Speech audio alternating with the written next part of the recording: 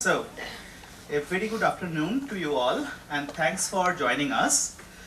This is the first 0th day of ACM, ARCS, where we strive to bring multiple PhD students, researchers, industry, academia together with the sole aim to further the research and development in India. So this time we have the day 0 where we have dedicated programs for today, including panels, career fairs, and a bunch of other activities, and the whole credit goes to our chairs, Professor Urbi Chatterjee from IIT Kanpur, Professor Sudhi Shekhar from IIT Bombay. So I am Mainak Mandal, and I am co-chairing this, however, this whole event. However, this day 0 is totally their baby. So Shruti, Urbi, please take it over, and thank you very much for coming. Hello everyone, I'm Urbi and she's Shruti. So I will not take much time. I will just give a brief activities which we are going to do today.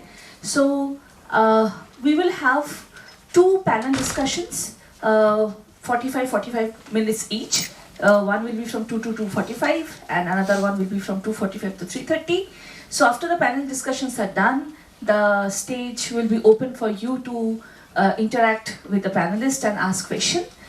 So these panel discussions are mostly related to how to do good quality research and how to write a good quality PhD paper. Okay.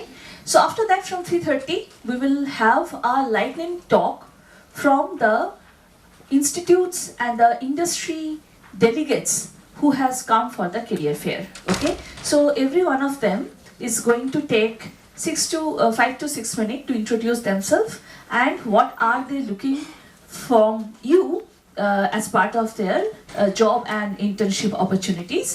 So then once the lightning talk is over, we will all move to outside the CAC seminar hall into the open space, and all the delegates will be allocated a table number. Okay, so they will be sitting there, and the PhD student, you can directly go and approach to them, sit there, talk to them about different opportunities, and that will last till 6:30 p.m. Now after that, we will lead to, I think, guest house for the dinner, and there also all the delegates will be assigned a table number, and all of them are happily agreed to continue this discussion with all of you. Please take a good opportunity. It's a very good opportunity for you to talk what they're looking for, what are the opportunities that they have, what are the research areas in which they're currently working upon. Contact them, talk to them, and I mean, you can continue this till the end of the dinner. So that's the mota plan. So I hope you will enjoy this. In case you have any query, just reach to me or Shruti, and we have a lot of volunteers over today, so you can also talk to them.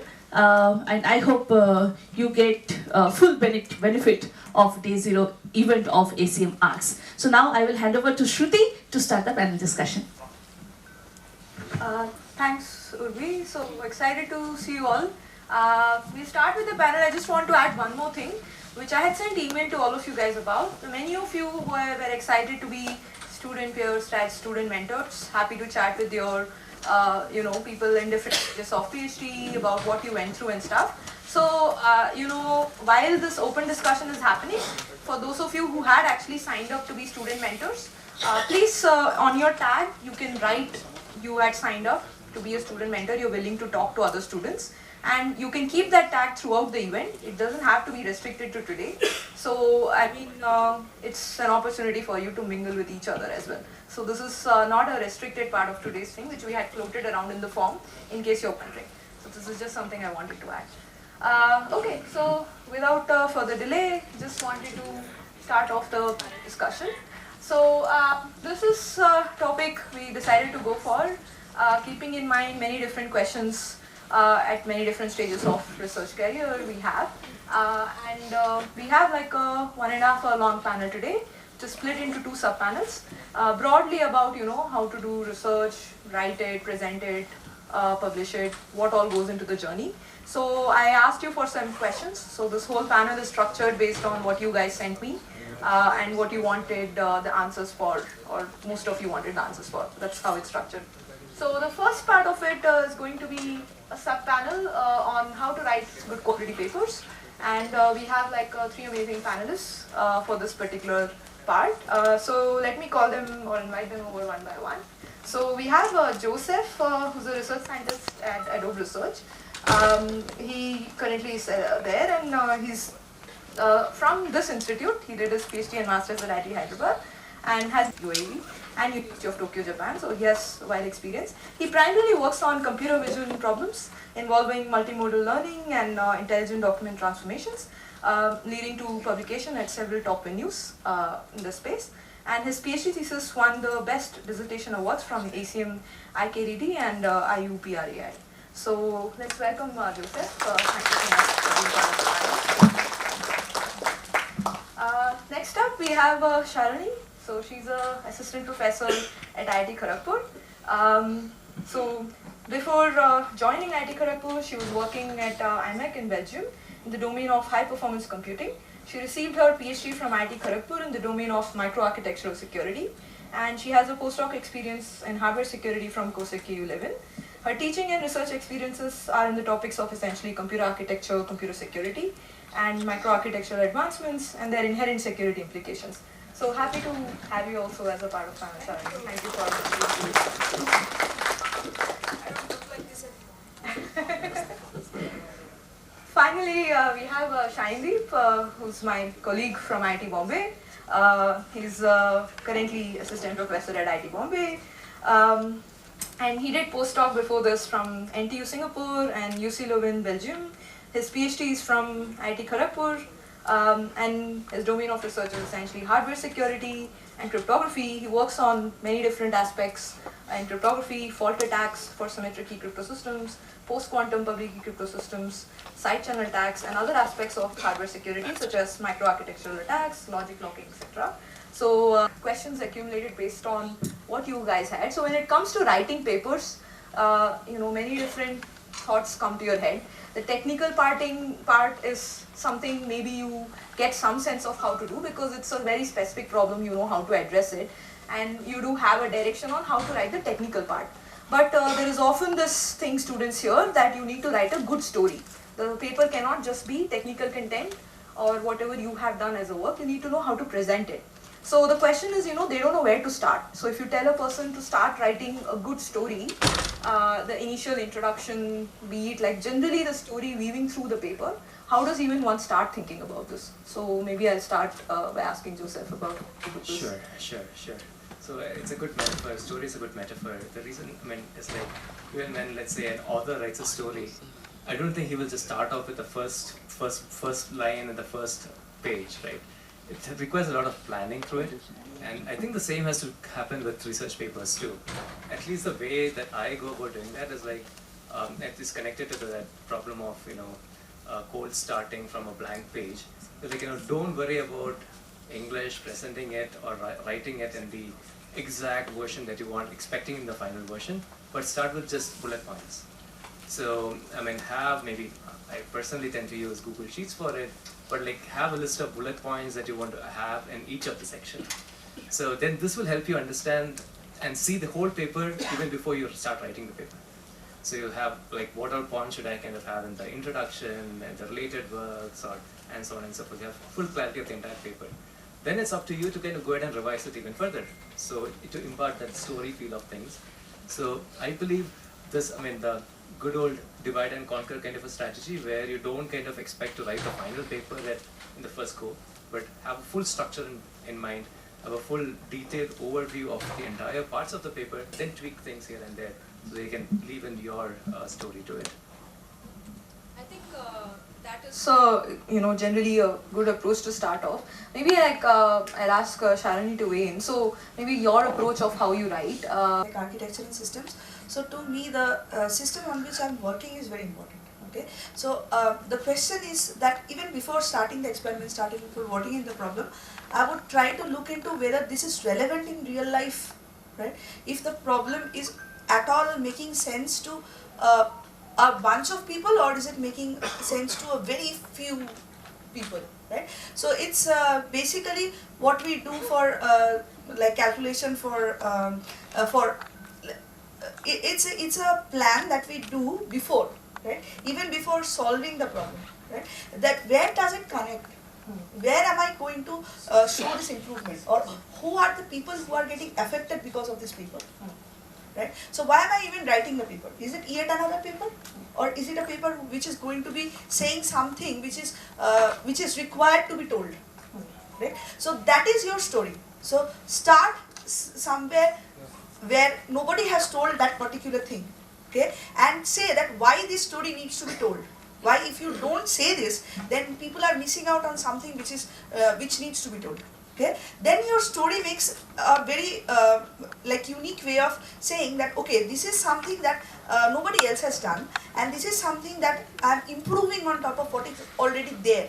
Okay, and then I can show that, okay, whatever improvements I'm showing, be it architectural modifications, be it system design, be it something, that this needs proper application. And if I'm also showing an application, I will also show with results that how my application is good or bad.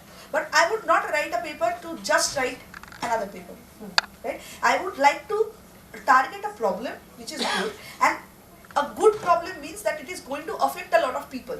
Right? If it is not affecting a lot of people, then probably very few people would be anyhow interested to read my paper. Correct? So that is how I weigh in my problems. But that is not anyhow.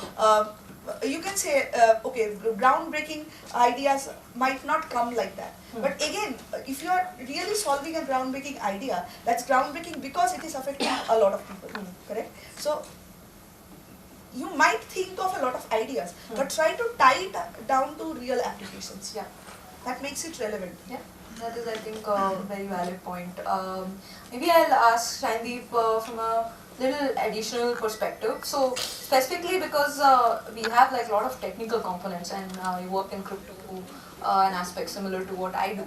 And often like you have to balance, what all you put as your key idea takeaway even before going to technical section, because we have like proofs, sometimes it's about proving something works, and then there are attacks, and then when you mix it with like, the kind of attacks that you work on, you have to explain the setup for the attacks and things like that. So when there are these many things to focus on, how do you exercise judgment in selecting what is the core detail that you can put, let's say in the initial part of the paper, as someone who's reading as a reviewer would most likely look at like that initial few pages to get that core idea. So without weakening rigor, how do you do this? So it completely depends on the venue that I'm sending. I'm taking an example of crypto hardware security, and in this area, say I'm sending a paper to Eurocrypt, then my focus will be to put the more theoretical fundamental ideas that are there in the introduction itself, that okay, my selling point is these ideas, these insights I'm getting out of this. And then the experimental section, definitely there is a page limit of course of 30 pages, then some experimental section goes to the appendix, and some very key experiments, only the results that I want to show. See, paper writing is, I compare it to like selling a product, frankly speaking. So if you want to sell it well, then you have to show the brighter side of that. That's the practical thing. So put the most key results at this point, which are essential, and rest of the thing goes to the appendix. That's how you submit a paper in crypto-like venue. Then if it is more hardware security forum like Chess or Usenix, then the focus, as Sharani said, how much it affects the practical world. Okay? Then the tone completely changes. Then you try to connect, even in the introduction, okay, this thing is, say, I'm just trying to break an algorithm. So okay, this say new post-quantum cryptography algorithm. I say okay, this has been deployed in this places.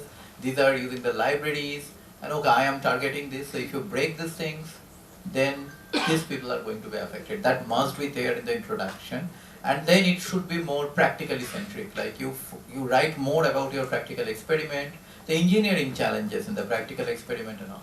Yes, there will be some theory over there as well, but then that is the main challenge. You have to concisely present the theory in the main text, of course, but try to keep it crisp.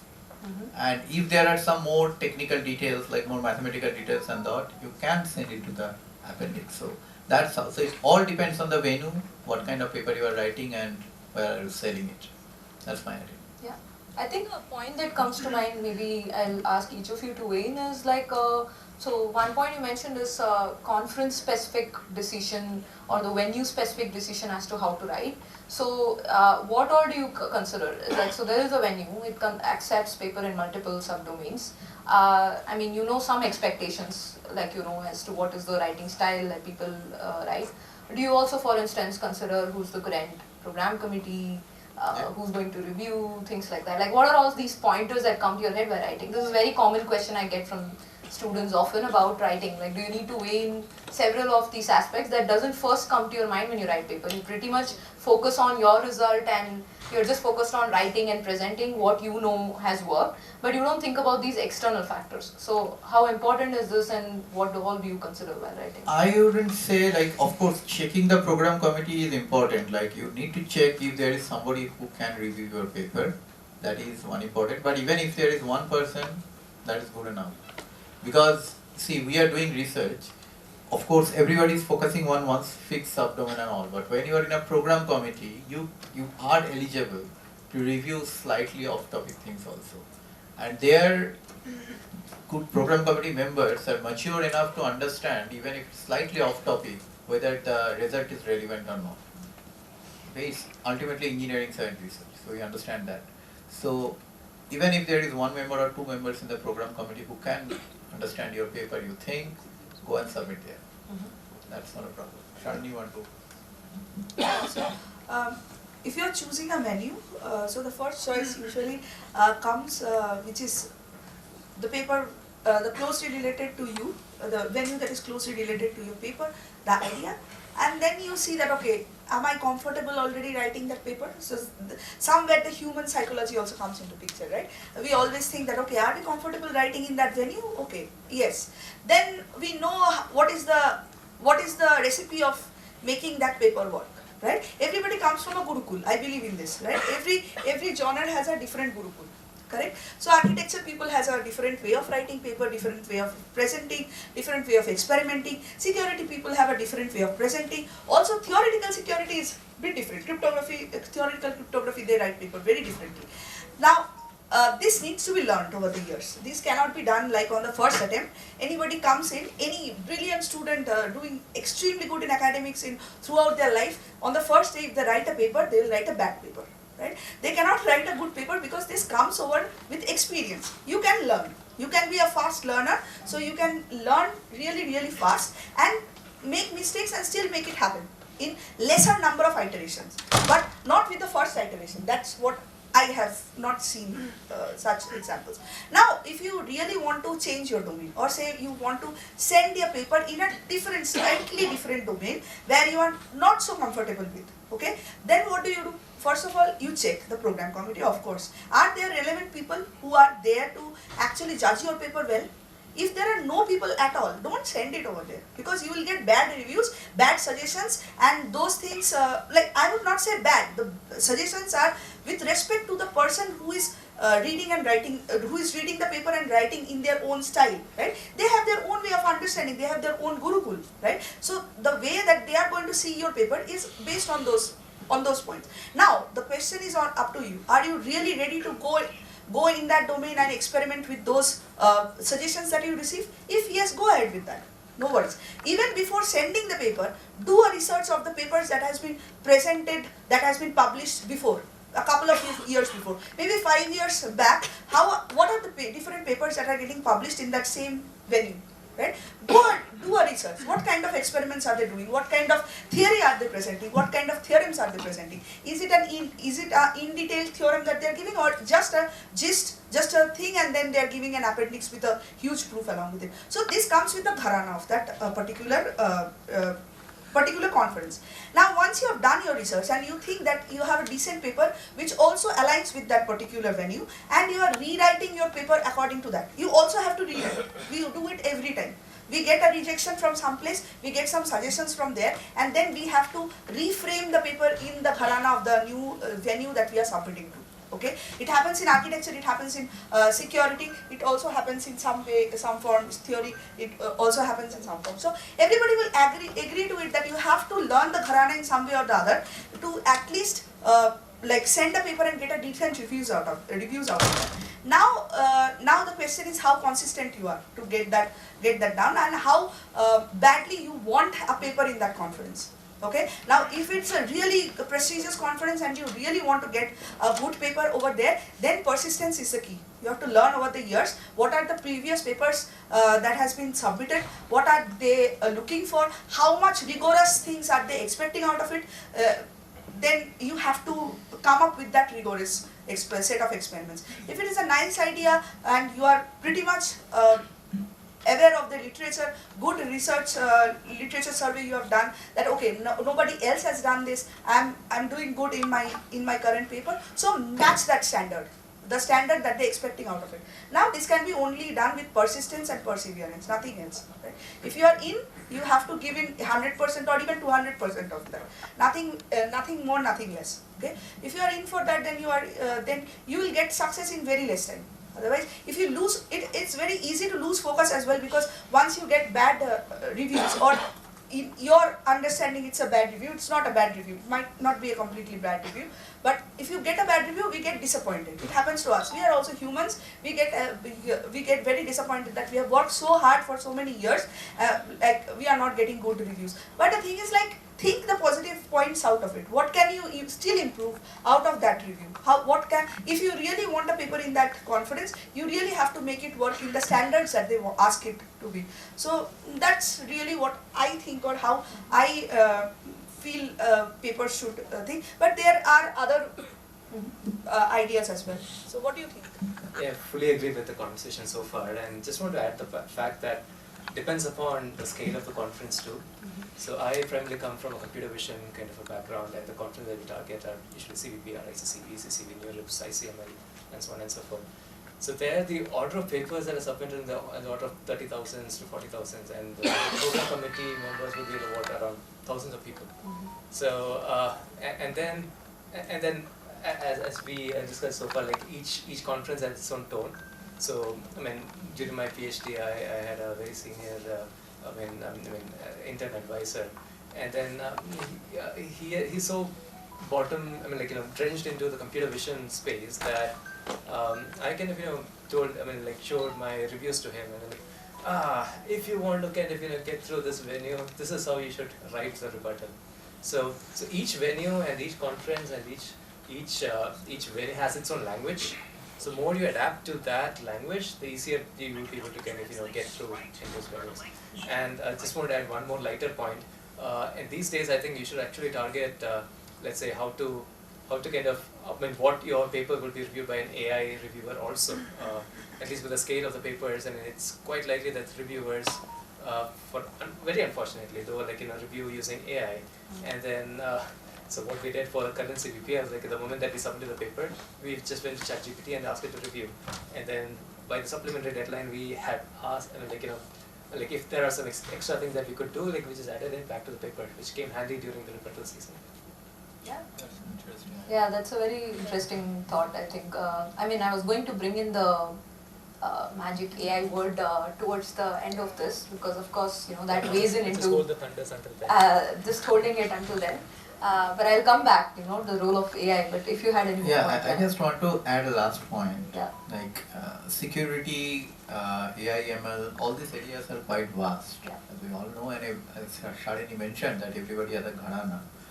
But it is very important, so when you are solving a problem, okay, you need to understand that which conference you are really targeting. That should be, once you see the problem, once you understand the problem, whether it's theory heavy or it's practical heavy. See, we cannot do a lot of experiments. In some crimes we have constraints. We may not be able to do some experiments in some places. Then we should not be targeting a venue where it is only experimental heavy. Then we should focus more on the fundamental aspect of the problem, showing the theoretical aspect and like that. So that choice is yours. That comes over time. It's not overnight it comes, but that experience and that understanding is very important to get the success, quick acceptances. Otherwise you send it to somewhere, they will reject it, again you try to send it to somewhere, it becomes a loop. So that decision is very important. Actually, sometimes you do end up submitting to test waters. At least for me, we have done this, that oh, let's just submit this version and see how it's received. Maybe it's a brand new idea, it's a absolute new crazy idea, and you don't know how it will be taken by the community, so you want to just test waters. So you're expecting a rejection in all likelihood, but you know, you at least get to know how it works. But I think, yeah, these are all like very good points to keep in mind when you especially write. Now I have like a more difficult question. So this is something often it comes along the way when you're sometimes writing the paper, sometimes when you're through the problem. So there are two kinds of difficult problems that arise. Maybe you have many results, many different kinds. You have like some technical code contribution at a foundational level, but then there is also like some experimental thing that matches to it. Sometimes there are also multiple technical contributions that are connected to each other. So you know what to put into a paper, whether you decide to break the paper into multiple or you write thinking. Sometimes it's also a thought that comes to mind if it's a really hot topic. Do you even want to break it up, like you know you submit partly now, the idea is out. So like you know, do you wait? So how do you make these kind of decisions when you're writing the paper? This is relevant for like I think each domain in its own right. So I think you'll all have like some valuable points. So one easy suggestion, now we have ArcSys and ePrint. So if you have even a part solved, the other part you know that these are relevant parts and all, you can always create a longer version of the paper which has no page limit, nothing, just put that in the ePrint or ArcSys and go ahead with the other. But sometimes these days papers have addendums also. Like we write something, somebody says that okay this is not like that, you do some addendum. So always try to keep an ArcSys version or ePrint version of the paper. That solves this problem in my opinion to some extent. Shani? But check your conference rules before doing this, okay?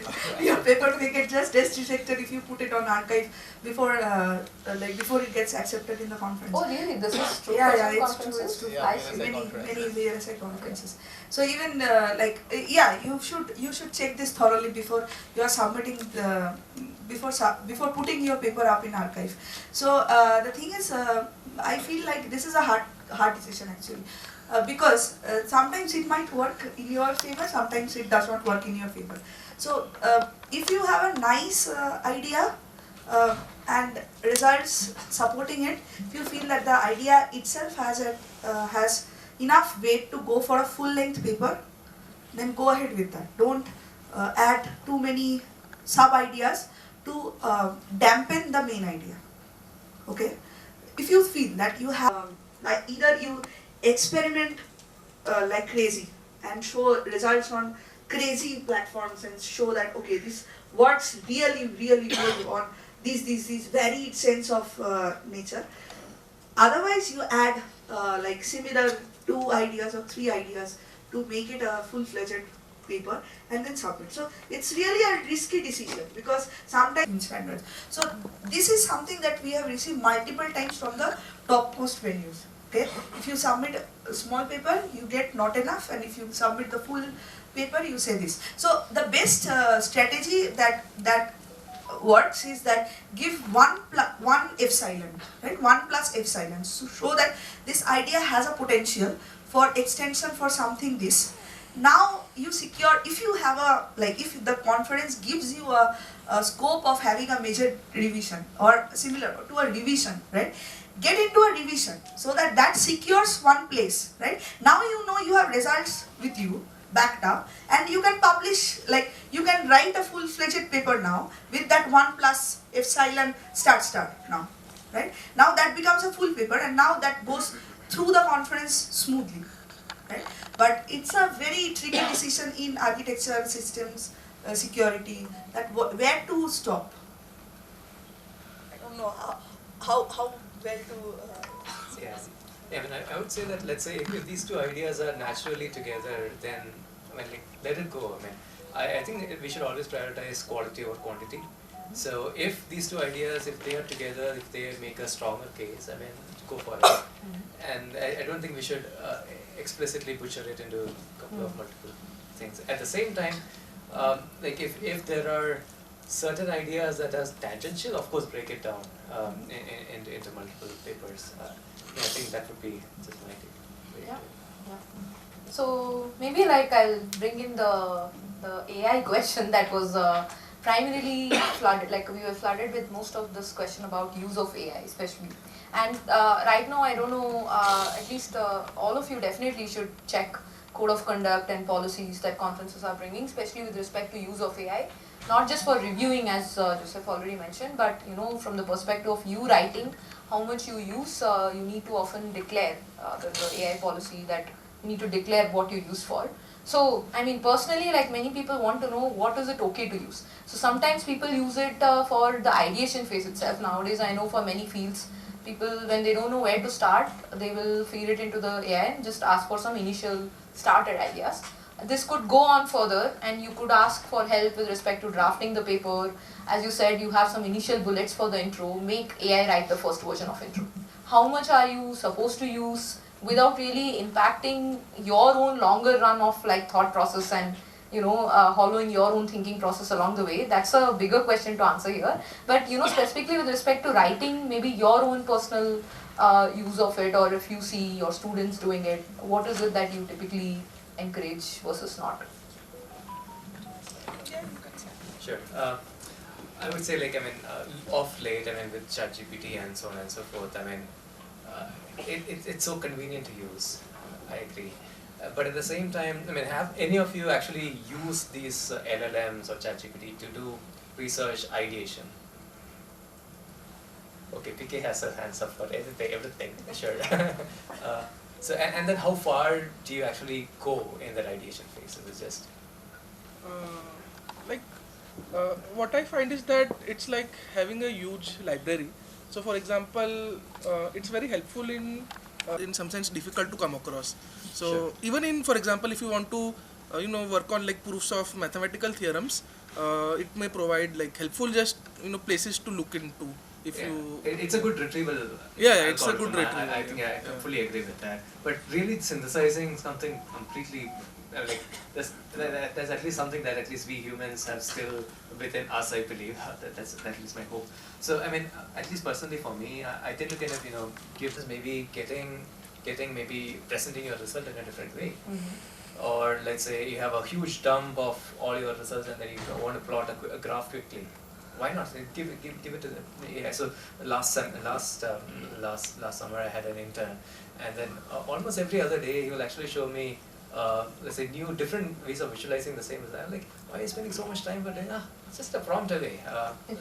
So such mundane task, I believe these AI can actually come in and help.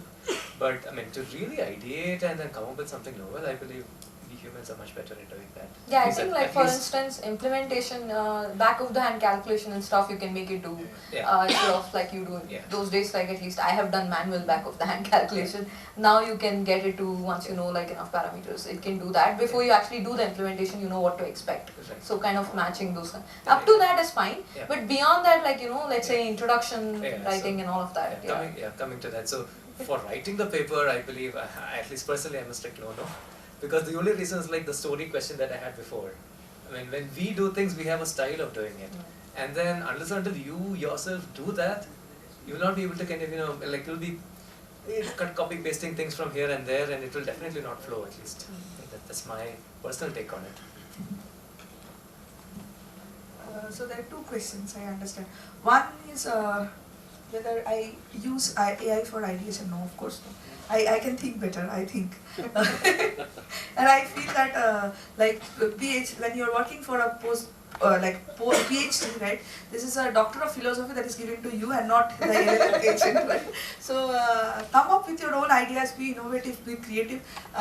Then the PhD is worthy enough to be given to you. Otherwise, it's the LLM that is generating the ideas. So it's very generating ideas. I don't really believe that the LLM can do better with at least the standards that we have right now. Maybe it will get more intelligent in coming days, and it can become idea generating machine as well.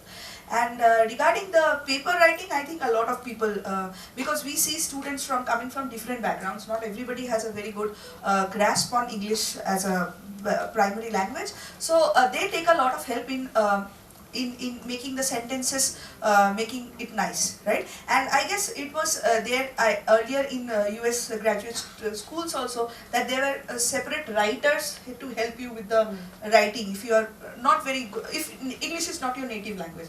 So in that case, the idea is still yours. The writing might be, you are getting help from somebody. Earlier it was a person who is helping you, now it's the LLM which is helping you. So, but if you are writing like major chunks of your paper using LLM, if you think that you are doing that, many conferences are also allowing to give that checkbox that I have used LLM in my paper. So tick that checkbox. Be a little more honest and tick that checkbox that I have used LLM in my paper writing. So regarding the references, like you said, we have seen a lot of hallucinations also. A lot of hallucinations, and even being students come up with new things, right? They come up with new references, and then those references are never found in so these are basically Moina has a comment. So please cross-reference also whatever you are getting out of the LLM, because there is a lot of chance that because this works as a probabilistic graph network, right? There is a lot of chance that it is hallucinating and giving you results which does not really exist in real life. Okay, so please see that what you are writing actually makes sense and it actually exists. Okay, so if you use it as a help, I don't mind, because people are not same in their native language level. I don't mind. So just a comment from my recent experiences in my community. So one of the things that I have seen is that people in the room possibly are not going to use hallucinated text, or at least they are smart enough to actually check the citations. But many of us actually use to extract deep text from given a web page and to put that in the paper, and LLMs actually hallucinate there. Like you just give them a ACM DL link and ask them to actually create the citation, they're hallucinating even there, and that actually makes your text rejected. They change the title a little bit, they change the name of the author's order, and the point essentially is that if you're using LLM, it has to again be your work because you are signing it off. So if actually it comes to you, like if someone tells that it's wrong, that is you are wrong, not the LLM. So always keep that in mind. I'm Abhi from IIT Kharagpur. So I want to add one thing, maybe take it jokingly.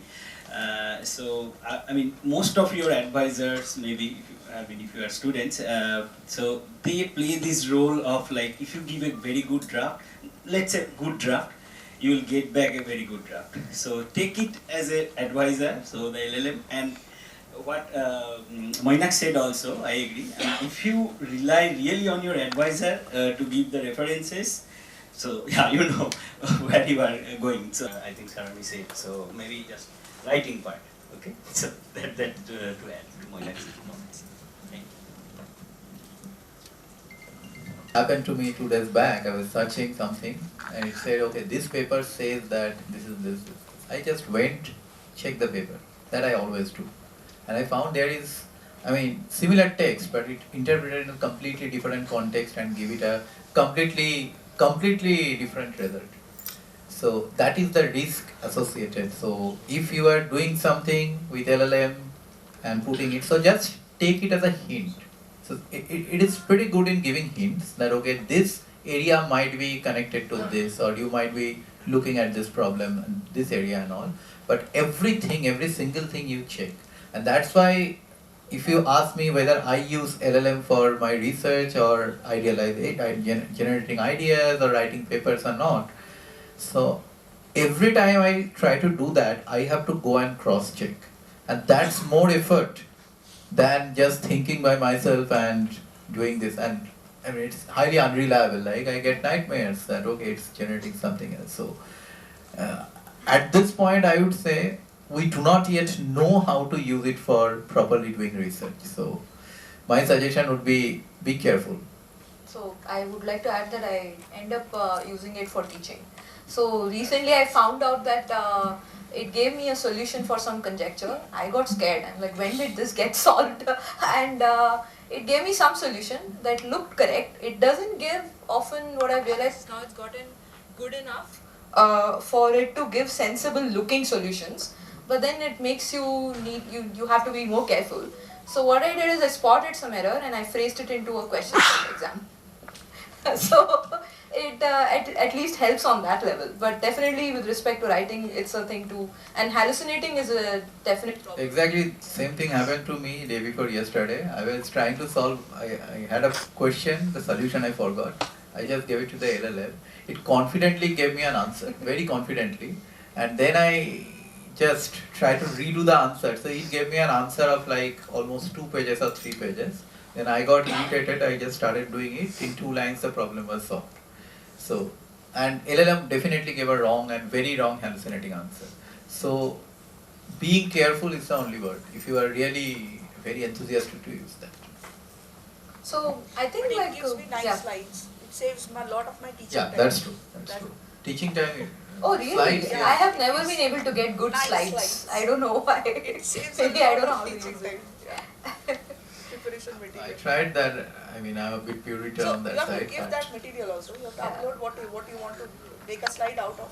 Then it creates very nice slides. I see. But one thing I must mention that I recently saw an experimentation with LLM. If you are giving it a paper, and that paper has some rules of doing something, some algorithmic aspects and all, it is pretty good in generating a code out of that. Like for example, you give it something, there is an, some code snippet, not code snippet, an algorithm. It will generate almost 90% correct code out of that, and that is really working. It saves the coding time like anything. So you can use that. Again, check it for the correctness, but still that is a proper approach probably, I feel, at this moment. Yeah, I think in the interest of time, like maybe if you have some closing remarks, otherwise I'll open it for questions, and if like you guys specifically have questions on this theme, so we of course. Like Hyderabad. So, can you define me what is a good quality paper first? How do we decide? I'm a PhD student. I started my PhD. I'm in my second. How many of you are second year PhD student? Third year? Yeah, second year, third year PhD student. I want to write a good paper, but can you give me some features, characteristics, or what does a good quality paper mean? Is it just the venue, or is it something beyond? Yes, but I strongly believe it's not the venue. It's the problem that you are solving. Why? Because many a time we start doing research in areas which are not so popular at the time, and that's an important area probably, but it's a new area. And definitely new area, very new type of, but nowadays it become regular. So it takes time. You should focus on the very pure thing of research, that are you really solving a relevant problem in that area? What is relevant? And the relevance comes from what people are doing right now, what is the knowledge, and whether you are extending that knowledge even by delta amount. Delta should not be very large, but even a delta amount, that's a good paper for me. So I guess, if you are really solving a good problem, you think you have a good implementation, or maybe it's a theorem that you have proved, you have got a lot of happiness out of solving that problem, that's a good problem, right? Might not get published in the top venue because maybe the writing is not that standard, many other factors might chime in. So that might be the reason why it could not make it to the top tier. But if you look into one of the papers, it might happen, right? There are a lot of papers like that. But if you look into one of the papers which are already published in the top tier venue, you will find them matching the quality standards that the conference is looking for, correct? So that if you want to match that standard, then your good has to be the best, right? So you can always improve your quality. That's a qualitative thing. And you can always improve it to match the standards of the good conference if it is lacking in some aspects or the other, right? Paper is a paper that will make you feel happy after you finish your PhD, or even after you do your job, and whatever be that.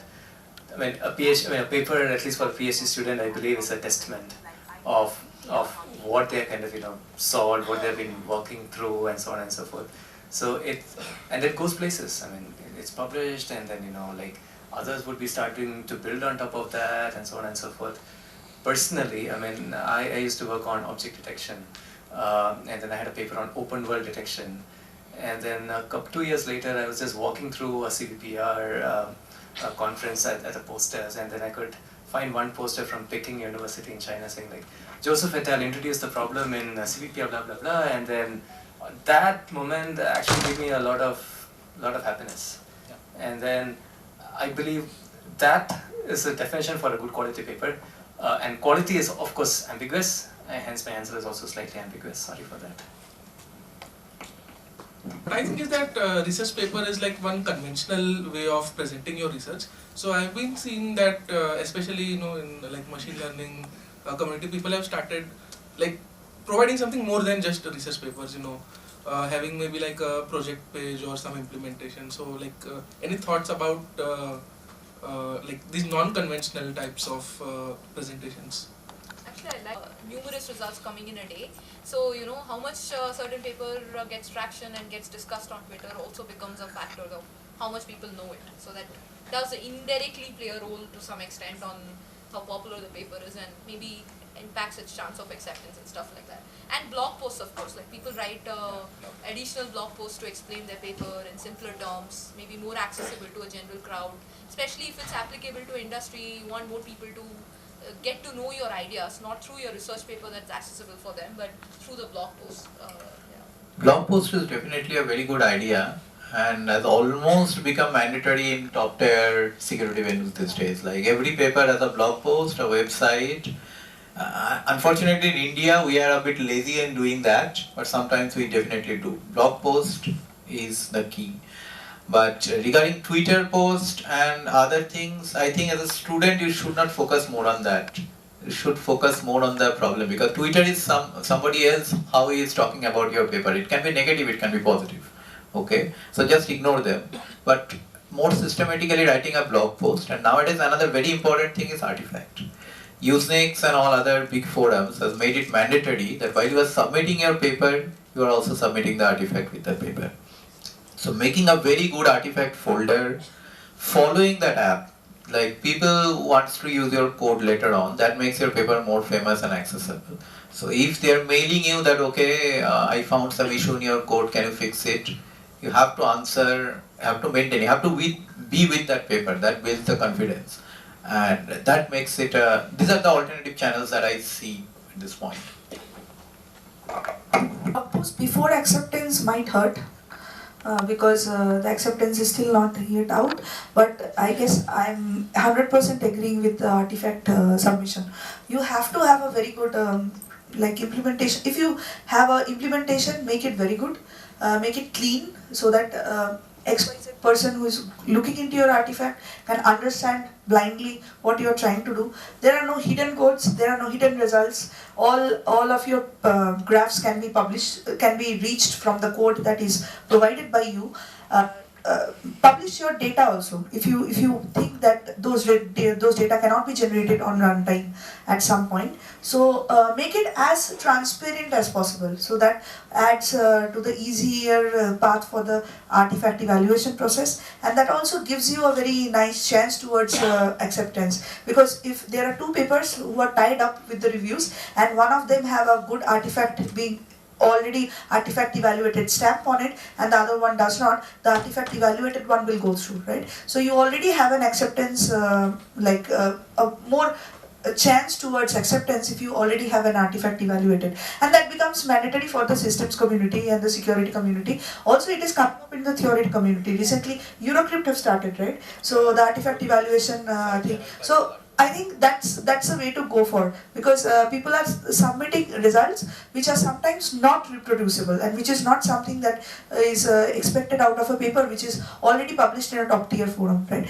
So go for transparency. That is the only way that you could achieve out of it. I just like that one point. So be careful about one thing. If you are working with industry and there is some data set or code opening issue, deal with that first. Recently, at one of the top tier conference, I've been a reviewer, and we faced the dilemma. We accepted the paper; it was in minor revision, and then we realized that the authors cannot open their code. And it has been a long debate over 2 weeks. Okay, it's a legal dilemma. And if it is a European or US company, you might go to jail. So be careful about that thing before doing anything, okay? I'm speaking as a PhD student. So in an MLCV kind of a venue, right? I mean, put whatever resource that you have online. I mean, make a YouTube video out of it. Document your code, put it on GitHub, and then add some kind of, let's say, web page to kind of give an overview, because these things are going to speak up for you. And then just putting your code on GitHub is not the deal. I mean, I'm quite sure that people will start using it, and then they will open, let's say, issues and so on and so follow up with them. So, and these things actually go a long way in getting your paper known to the broader community. Yeah, please do that. Particular sub-panel, and if you have more questions, I'm pretty sure all three of them are around, so you can chat with them when we open up for the informal sessions and things like that. So I want to thank all three of you for being part of the panel and starting this ARCS off in a great way. Yeah, thank you so much. Thank you so much. What does it even mean?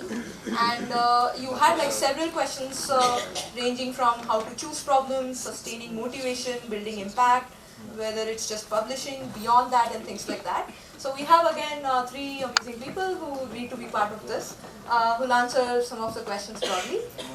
So first, Professor and Director of IIIT Hyderabad, and he works in cybersecurity.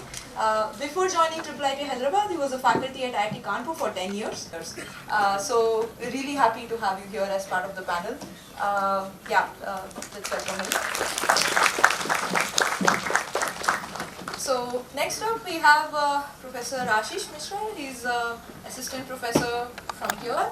And he works in the intersection of programming languages, formal methods, and automated program synthesis. Before joining here, he held postdoc positions including at Purdue University, the program languages group, and he worked on like program analysis for JS, and Professor Frank Tepp at Northeastern PL group. His research focuses on scalable program synthesis, rich type systems, verification tools, and neurosymbolic programming. So let's welcome Professor Ashish. And finally, we have Professor Jyoti, who's also assistant professor here at at IIT Hyderabad. So her research spans over like compilers, program analysis, high performance computing, and she's previously worked as postdoc researcher at Microsoft Research, and she got her PhD plus MTech from IIT Madras, where she was a TCS PhD fellow. And her recognitions include the VIF Young Women Research Award, Google Explore CSR Award, Distinguished Paper Award at Uppsala, and she also has like an Institute Research Award for doctoral thesis. So I think like we have a very accomplished panel here to talk about like the thing that at least as starting out PhD student, actually this is a continuous conversation to have about research in general. So let's once again just welcome all three of them and head right into the topic. I don't know, like this is a broad enough question, so maybe I try to bring a little more structure. According to you, good research comes from novelty, whether it's like introducing new stuff, impact only you basically judge maybe later on. Is it about like how long your result matters in the community? What really is the way people should define good research in some sense, if you're aiming to look at it? Yeah. That's a good question. Like I was thinking about what is good research, but what I used to think as good research maybe 20 years ago, I do not think that as good research now, right? Because it is also it depends on context, and it depends on where you are, right? So, for example, if you are in the US and if you are thinking in terms of extending the frontier of knowledge. Then what makes good research is what extends the frontier of knowledge. You add to the knowledge in a particular area, you solve an unsolved problem, you try to extend a result, you try to prove complexity, lower bound, upper bound, whatever, right? But when you come to India, after being in India for last almost 11 years now, I believe that because India has too many problems, right? And you know, in every sphere of life, you know, starting from, you know, we do not have our own technology stack. We are our semiconductor to our operating system to our applications, enterprise applications, everything is coming from abroad. And only last year, Microsoft decided to turn off Nara Energy's Office 365, right? Now what am I doing if I am trying to extend frontier of knowledge when my fountain of resources can be turned off at at the whims of somebody else, right? So with that in mind, I am very much thinking that right now for Indian PhD students, focusing on developing sovereign technology is what should be the main focus, right? So obviously what that means is that many of these things that already exist, like for example, look at post-quantum, right? So I asked some government official that why aren't you, although yesterday day before yesterday DSCI has announced a roadmap for post-quantum migration, but until then the government is unwilling to post a roadmap, whereas US has posted a roadmap in 2022. The reason why they were saying is that they were not sure that the NIST algorithms and their implementation is what we should be asking our organizations to use. We should have our own post-quantum algorithm, right?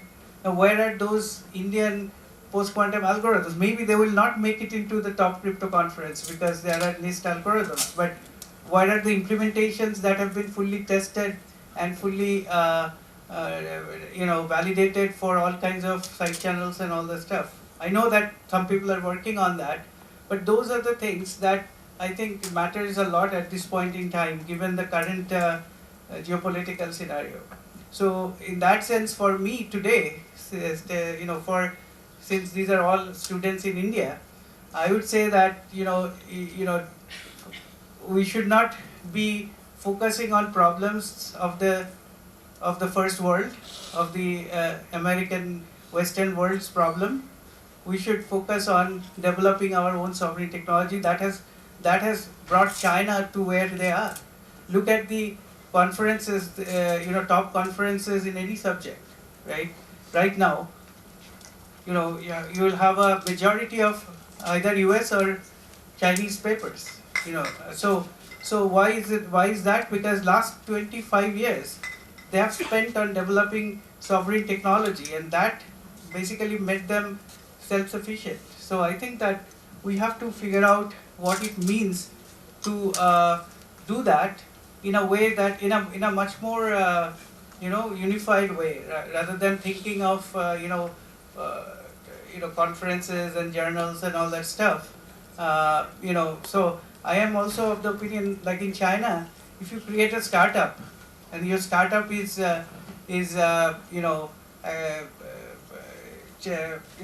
offered sovereign technology of some kind, you can get a PhD without writing a single paper, right?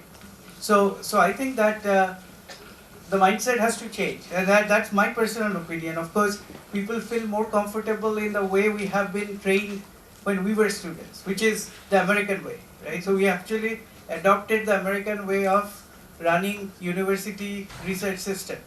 Now, whether today sitting, in the current situation, whether that is the right thing to do, we have to think.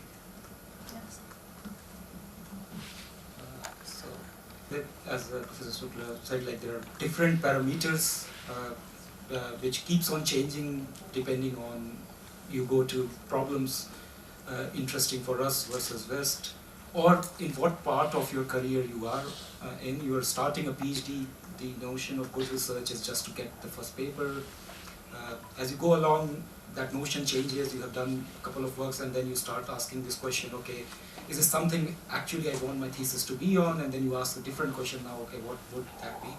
And personally, I have made a lot of those kind of decisions at various points. But one thing which I found was at the core was that it boils down to whether the problem you are solving, you are interested in that. Okay, so whether from where this problem is coming could be different, but you have to create an interest in the problem. It is also true that if you go deeper into many of these questions, any of these problems, there are interesting questions.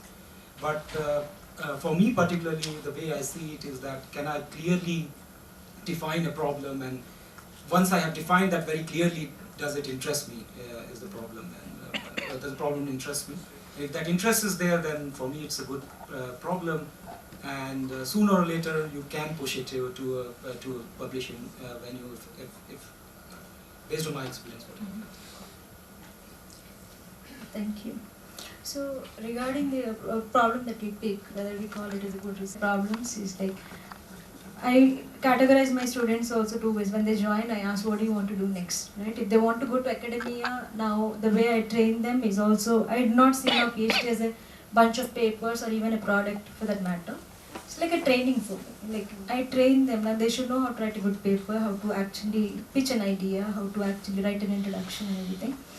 So for the students who want to go to academia, I pick the problems, and these also have like multiple dimensions. So for example, when I say impact, one dimension is what Professor has said, is whether it matters for my country or whether it makes a big change. For us, even in for example, the expert area, the niche areas like compiler research and so on, the way we look at impact need not be directly converted into a social problem, right? For example, for me, the impact, for example, compiler research is like I pick some problems, like some benchmarks, maybe spec benchmark for architecture research and a polybench, a kind of benchmarks. And then the way we do is whatever optimization, whatever we're proposing, will it make any impact on this, which will eventually turn into like ML workloads or whatever workloads eventually, and that can be a social problem later. But for my expertise, it might be a niche thing still, right? So it will have impact, definitely, but as a student, I may not be able to immediately see, oh, I solved this bench, I did compiler optimization, I improved the performance. Will it directly convert to a problem that India faces now? The answer may not be directly applicable there, but it still is in an indirect way, right? So definitely impact is an important part in this one, but as I mentioned, impact is, we also have to see at what level I'm looking at the impact, right? And second part is the variation of whether the student should go, for example, one of our work was integrated into NVIDIA's Rapids library. That student, I was okay in giving that problem because he wants to go to an industry, right? And that's more of engineering and less of a researchy kind of paper. I may not be able to give that problem to a student who wants to go for an academia because I want him to solve some deeper problems, right? So it depends on like what the student wants to do next also. Yeah, thank you. Can I add just one thing? Who actually is the inventor of C language? He, in his Turing Award lecture, he talked about a compiler which basically inserts a backdoor in every program that it compiles, right? And if you do not know how the compiler works, right, then all your programs will have backdoors, right? Now, back in 1980s, late 80s, India had a few research places like CMC, TRDC, who used to try to build their own compilers.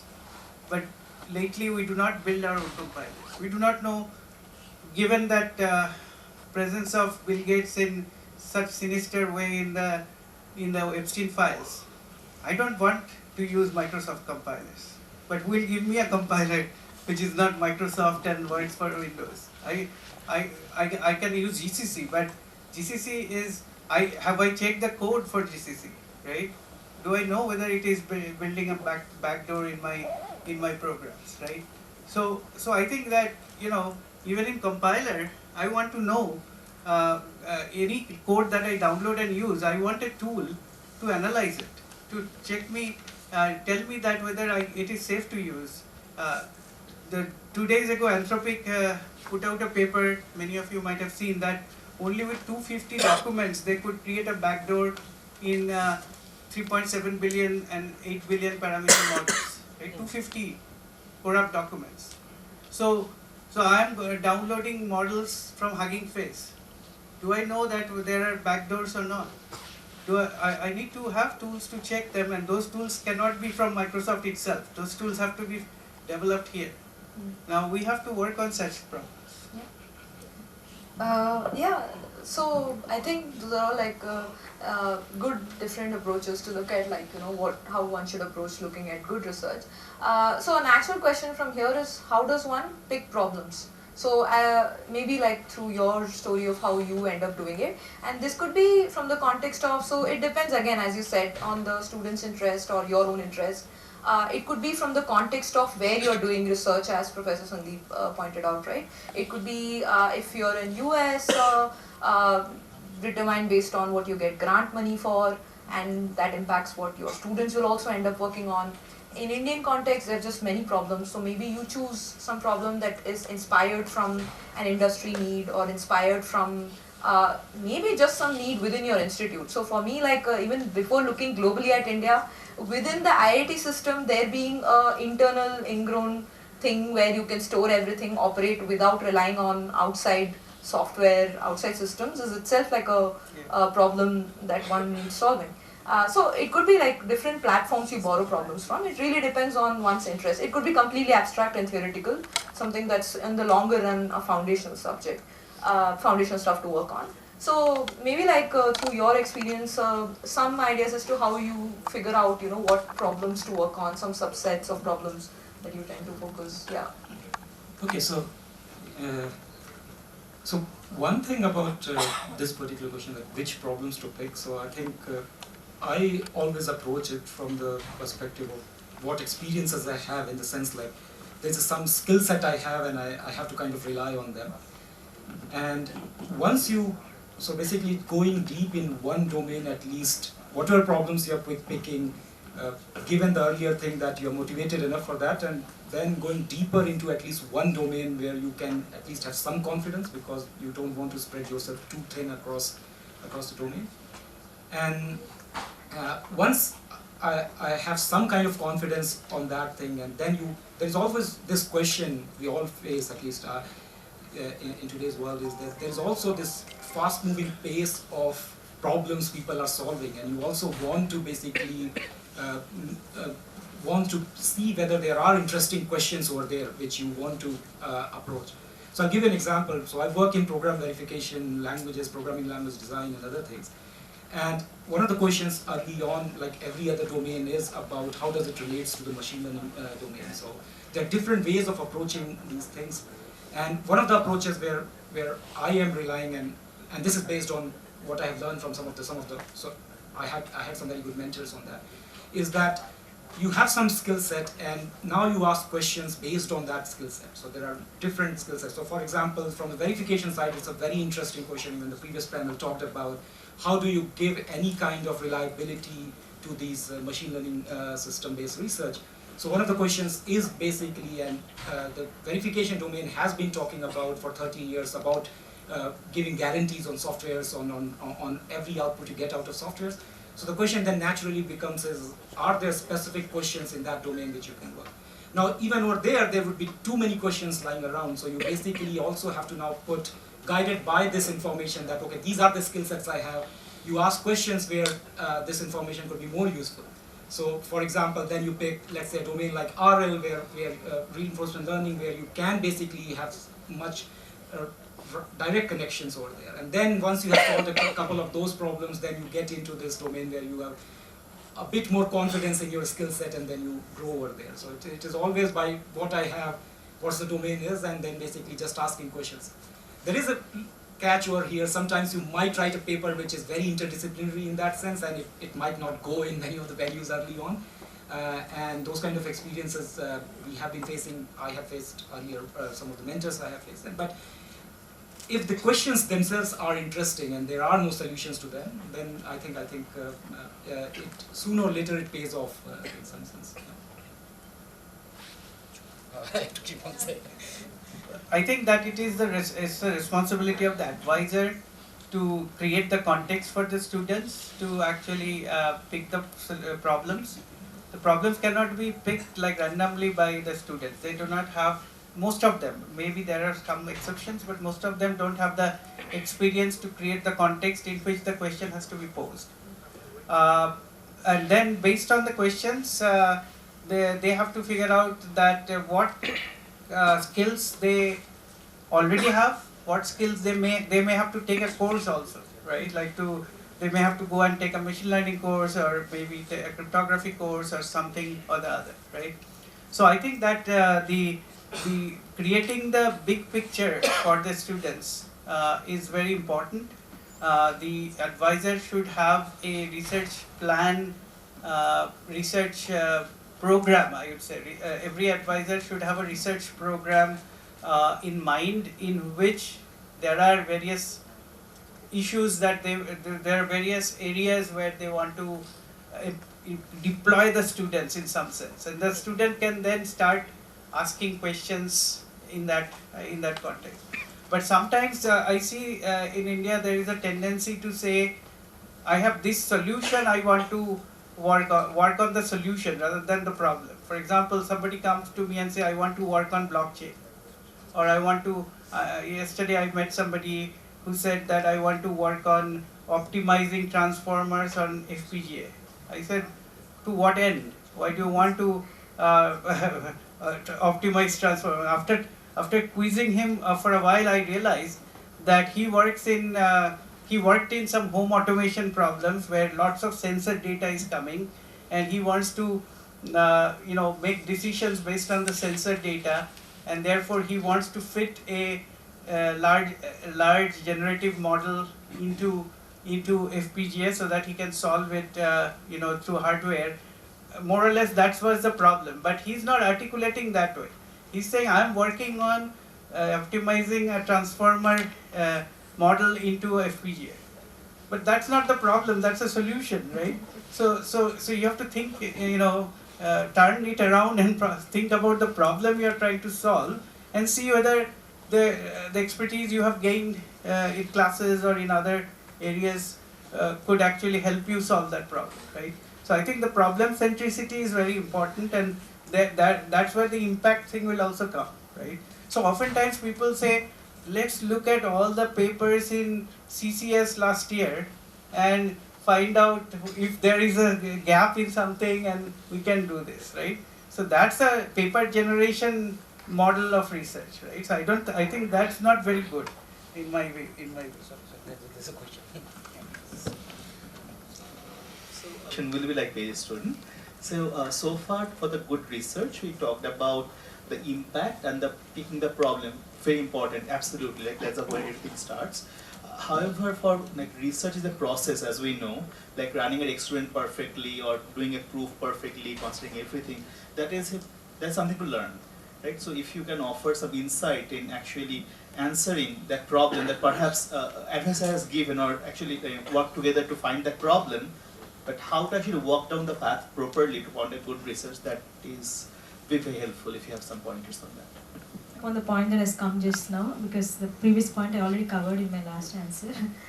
So regarding the process, right? The first step, the primary step is once I have a good problem. Now, the solution, as Professor said, the one way to do is, okay, I have these algorithms and I apply those algorithms to this problem. Now, one thing that one is the novelty, and other aspect is most of the times it's, for example, it's very straightforward, right? At least for me, it doesn't look like, for example, if I apply this and it will become like a naive solution, like, what is that? And the solution when we are proposing, it's not like, oh, I have to give a complex solution in order to get an A-star paper or A paper. It is also not correct, right? It should naturally, the problem should demand a complex solution or an involved solution.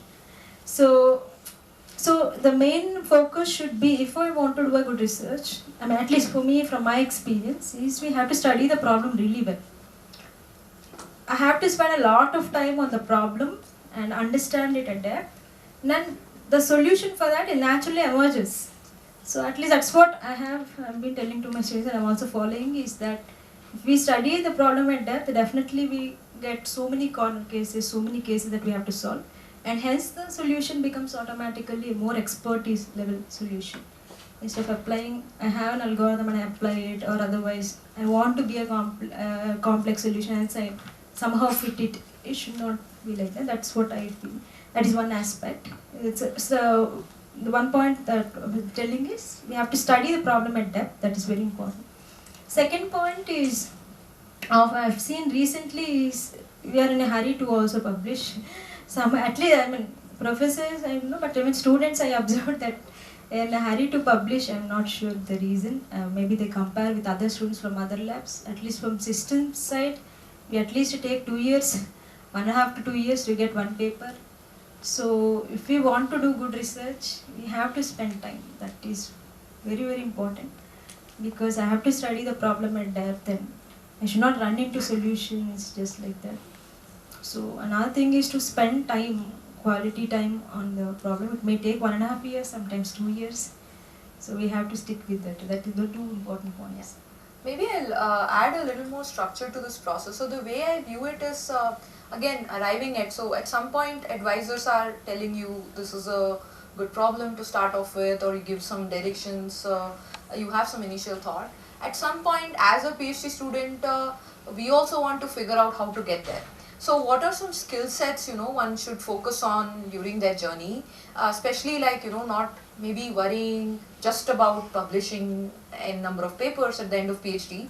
But as I say, usually I tell students that a thesis is not end goal of PhD. You have to prepare for life beyond PhD. So what are like certain sets of skill maybe they should focus on that will help them gain the skill of identifying problems? Like how do you work with students to kind of help them see this as a process? Yeah.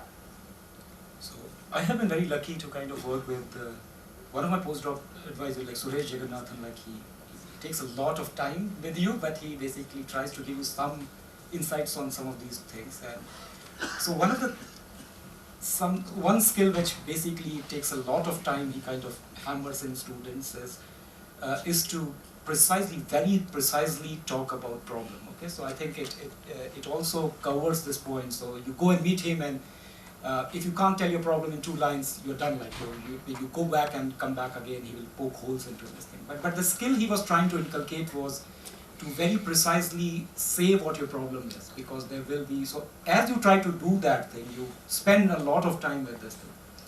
And so basically one of the skills which is very useful is basically to very precisely say, okay, this is the problem I'm solving. And as you go along solving this thing, as the question was about the whole oral process, is that many times when you start creating solutions, there will be too many kind of variables which you have to handle. And now this also forces you to very precisely again say, as by breaking down the problem, okay, I am going to focus only on this component as of now, try to build a kind of system out of it. So here I think it's somewhat related to programming language is another thing, because you can create that thing, formalize those things, make a well-defined system over there, and then basically look at the adjacent problem. To basically, so one is very precisely stating what you are solving. The other is, even during solutions, you don't try to say, okay, all the parts of it, you break down into smaller sub-problems. That also helps you to kind of say, okay, I am going to focus on this, and then build solutions in a more iterative fashion.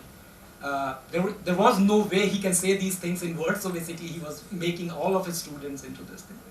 And by the end of his PhD, to kind of say, like, one of the problems where the postdoc PhDs, it has to be from end to end, where you define the problem to solving the problem, and he is basically just somebody who is poking holes into your theory. So I have seen some very good students who have multiple A-star papers. They just break at that point, because it's not a very kind of way where they have been trained till now. So yeah, you have to start defending. So once you have said enough very precisely, you have talked about how you'll solve, the end point is where you can keep on defending whatever you are talking about. So that's the skill he has basically been trying to inculcate. I don't know how much I gained from that, but a lot of the student he has trained, I see them doing very good in asking real interesting questions at least. I think one point that comes to my mind, it is like from the perspective of being a student. For me, at least, I am subscribed to whatever version of archive mostly has crypto papers, and you just take a look at what papers appear kind of on a regular basis. And at some point of time, like you try to get a sense of what's happening in the field, and maybe the broad areas that you start liking. And at that point, maybe when you're during your PhD, like have conversations with your advisor to kind of build the kind of structure you're talking about. Like it's not just about being fascinated by a specific sub-problem or an area. You have to also in-depth understand it is really, I guess, the point you're trying to make. Yeah. So I do the opposite. I do not look at the papers list or what's happening. I look at the cybersecurity news. I look at the right now this new what models are coming. China has just dropped an 8 billion parameter model that apparently works on your phone. That kind of stuff, and try to figure out how I can use it.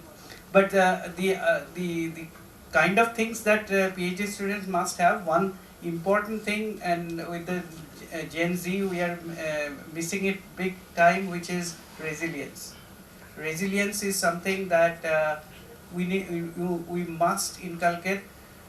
IIT Kanpur had in last 2 years had 9 suicides, right?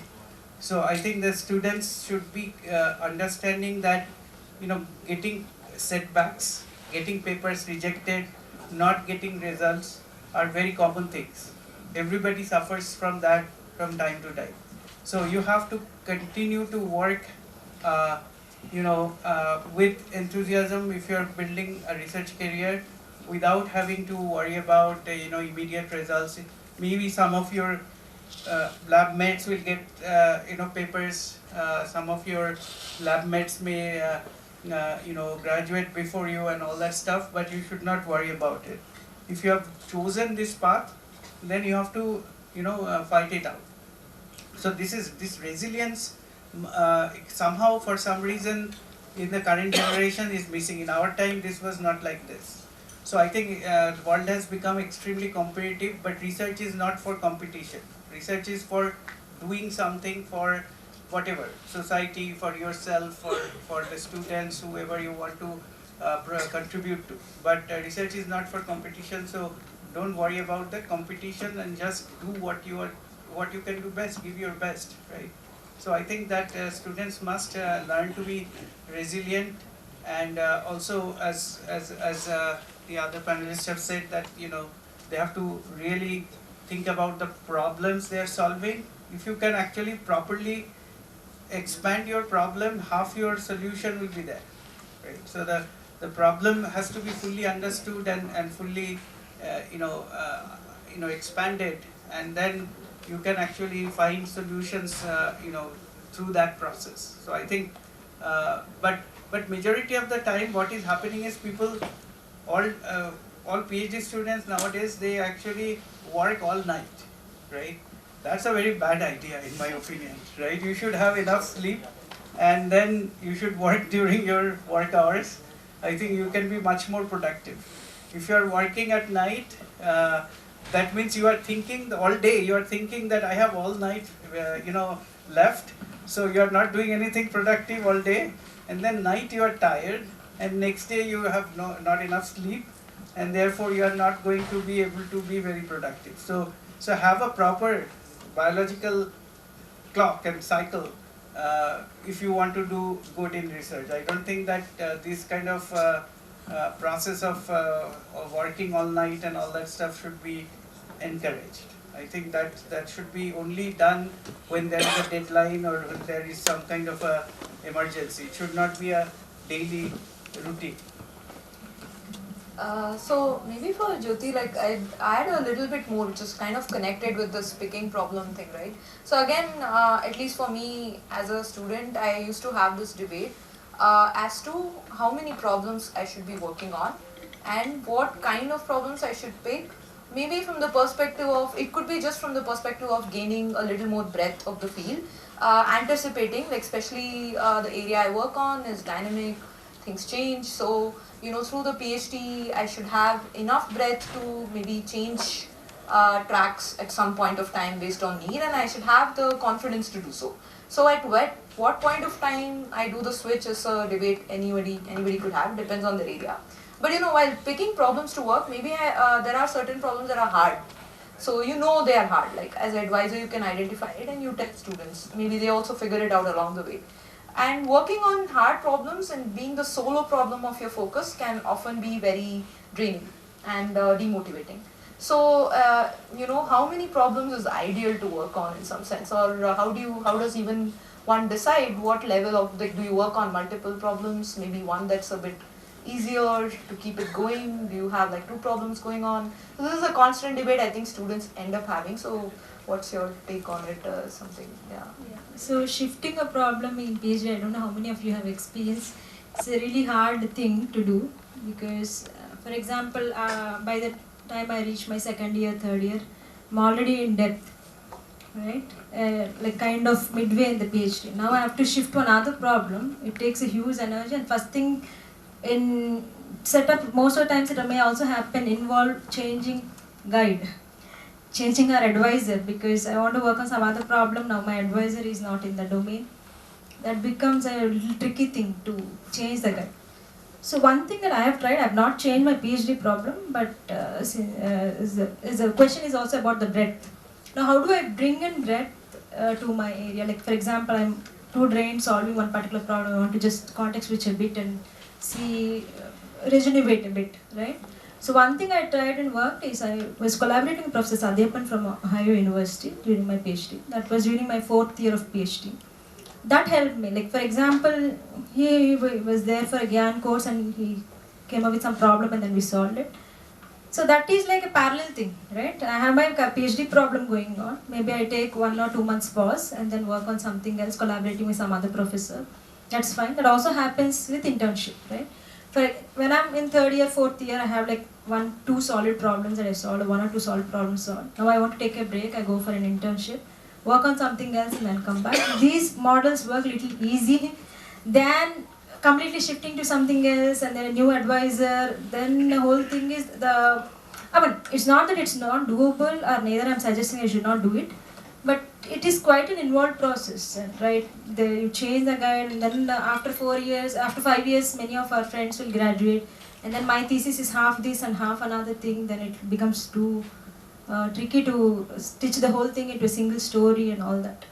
So definitely internship and then collaborating with some other professor, slightly deviating from the PhD topic is absolutely fine and also helps. Actually it helped me a lot because I worked on program analysis from a PhD and I worked on GPU parallelization and all with Sadhyapan. Now I work on intersection of the 2 problems now. The reason I'm able to solve these problems is because of doing a sidetrack a bit during my PhD. Otherwise, I don't think so I'll be able to solve those problems now. So, thank you. Basically, an example of what Jyoti said not to do. so every time you make a switch at, particularly in the later portion of your PhD, you pay it in terms of time. Okay, so time is where the clock is running, and you pay it in terms of time. There's a lot of extra effort you have to kind of add on to with the time, and because you have to learn skills from across domain. So then why did, but even then sometimes you do find, okay, you want to build a career on something which is tangential. So this, from the PhD perspective, this is a much harder question because there you are focused in one direction and more or less you can take one side problem and do it. But if you are already having interesting questions in a totally, let's say, a different domain, a related but different domain, then you have to make a switch at a certain point, and I did at a certain point. But you pay a price in terms of a lot of uncertainties, let's say that way. But if you like the problems, one of the reasons you are doing this thing is because you want to solve things which are interesting to you at least. So that could be one of the motivation to make that kind of switch without changing guide or something. As you become kind of enter the faculty role or even during the postdoctorate, you have much more freedom. So you can take one straight problem which is giving you depth in one direction, and then you can experiment on the sides because even during postdoctorates you will have more students. So students come in handy for that because you can try half-baked ideas and try to kind of polish that. And it worked very well for during my postdoctorate, because there were some very kind of not very traditional ideas we were trying, and it was not easy to convince the, let's say, the postdoc advisor, but it was easier to kind of build that idea by talking to students and building your own chain. So a couple of ideas we tried, and they later on became much more successful than, let's say, some of the other things. So yeah, so take my example and don't follow that in some sense. So I tell my students that your PhD topic is not what you are married to for life. So my PhD advisors were computational complexity stalwarts. I do not do any such thing in my current time, right? So I think that what you should only switch advisor if you know, in case you are not able to handle the kind of work or kind of problems, your skill set doesn't match. Let's say you, by mistake, you go into theoretical computer science, but you are not very good at that. Then you switch to maybe a systems professor, or you know, an AI ML professor. But if you are in the same domain roughly, then it switching advisor is should be your last resort, right? Like it should be done with lot of deliberation. But in terms of how many problems to work at a time, I would say 2 to 3, right? Because I think you should have a diversity of problems to work on. Maybe they're kind of related, not necessarily completely in different areas or different problem types, but you should do that. The other thing I found good for my students is that make them work with your MTech or MS or even interns, regularly. Make teams, like each PhD student with 1 or 2 MTech students, maybe a few interns, etc. That helps them actually, because they then have to solve problems for those kids, right? And that way, they build up their skill set as well as their problem solving skills, and also know how to look at from the advisor's perspective. I think maybe in the interest of time, we kind of touched upon different phases of research journey, specifically from the perspective of, at least as students, what you would think of. There were many more questions you guys had sent, which we don't have, unfortunately, time to go into specifics of, but you're welcome to catch them offline to talk. And if you have questions, maybe we can take like one question and then stop here. Yeah. Comment. It's clear that the 3 panelists are completely confused, all beginning PhD students, because they all come from 3 different perspectives. But I have a suggestion. I'll give an example. So Sandeep sends that student who did home automation to Ashish Mishra, so that clearly the student did not define the problem carefully. Ashish Mishra will define it as a problem of invariants, safety conditions, safety properties, and liveness properties. And he'll do modeling for a general purpose home automation system in the area of cyber physical systems. Finally, if the student actually wants to implement it, he writes out the code and takes it to Jyoti to have it optimized.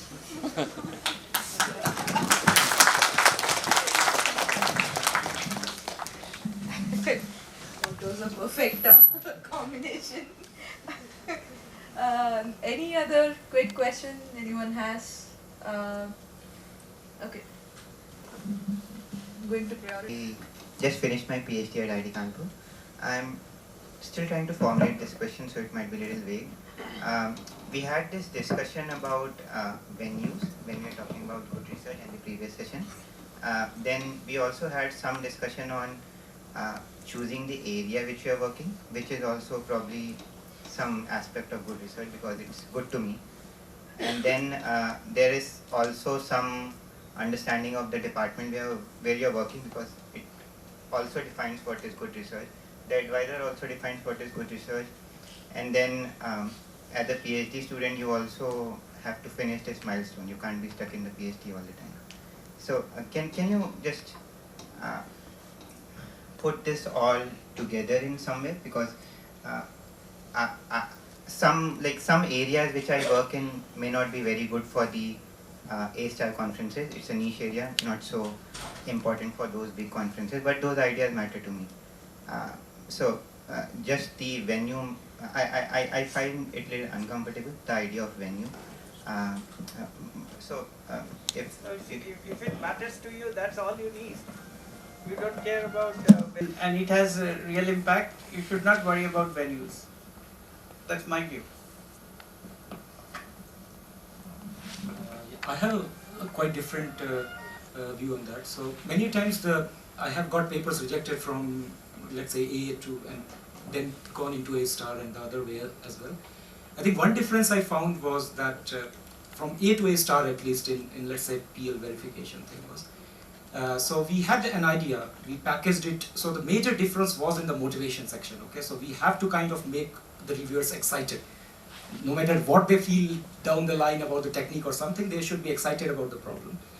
And one of the things which I found out was, so what was missing or what was the difference between A and A-star, at least in this particular setting, was that we had to motivate it with more real-world scenarios, okay? So basically, we had to add an extra layer of motivation so that we can reach to reviewers. So this is more like earlier panels talk about more of the tricks you play.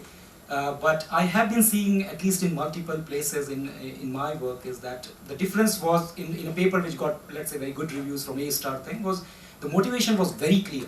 Okay? So I think sometimes when you have a very good idea and you are trying to reach to a bigger level of conference in whatever ordering you have given them, you try to see it in a much broader, try to ask this question in a much broader perspective and then motivate it from that perspective. It has helped me in some of the cases.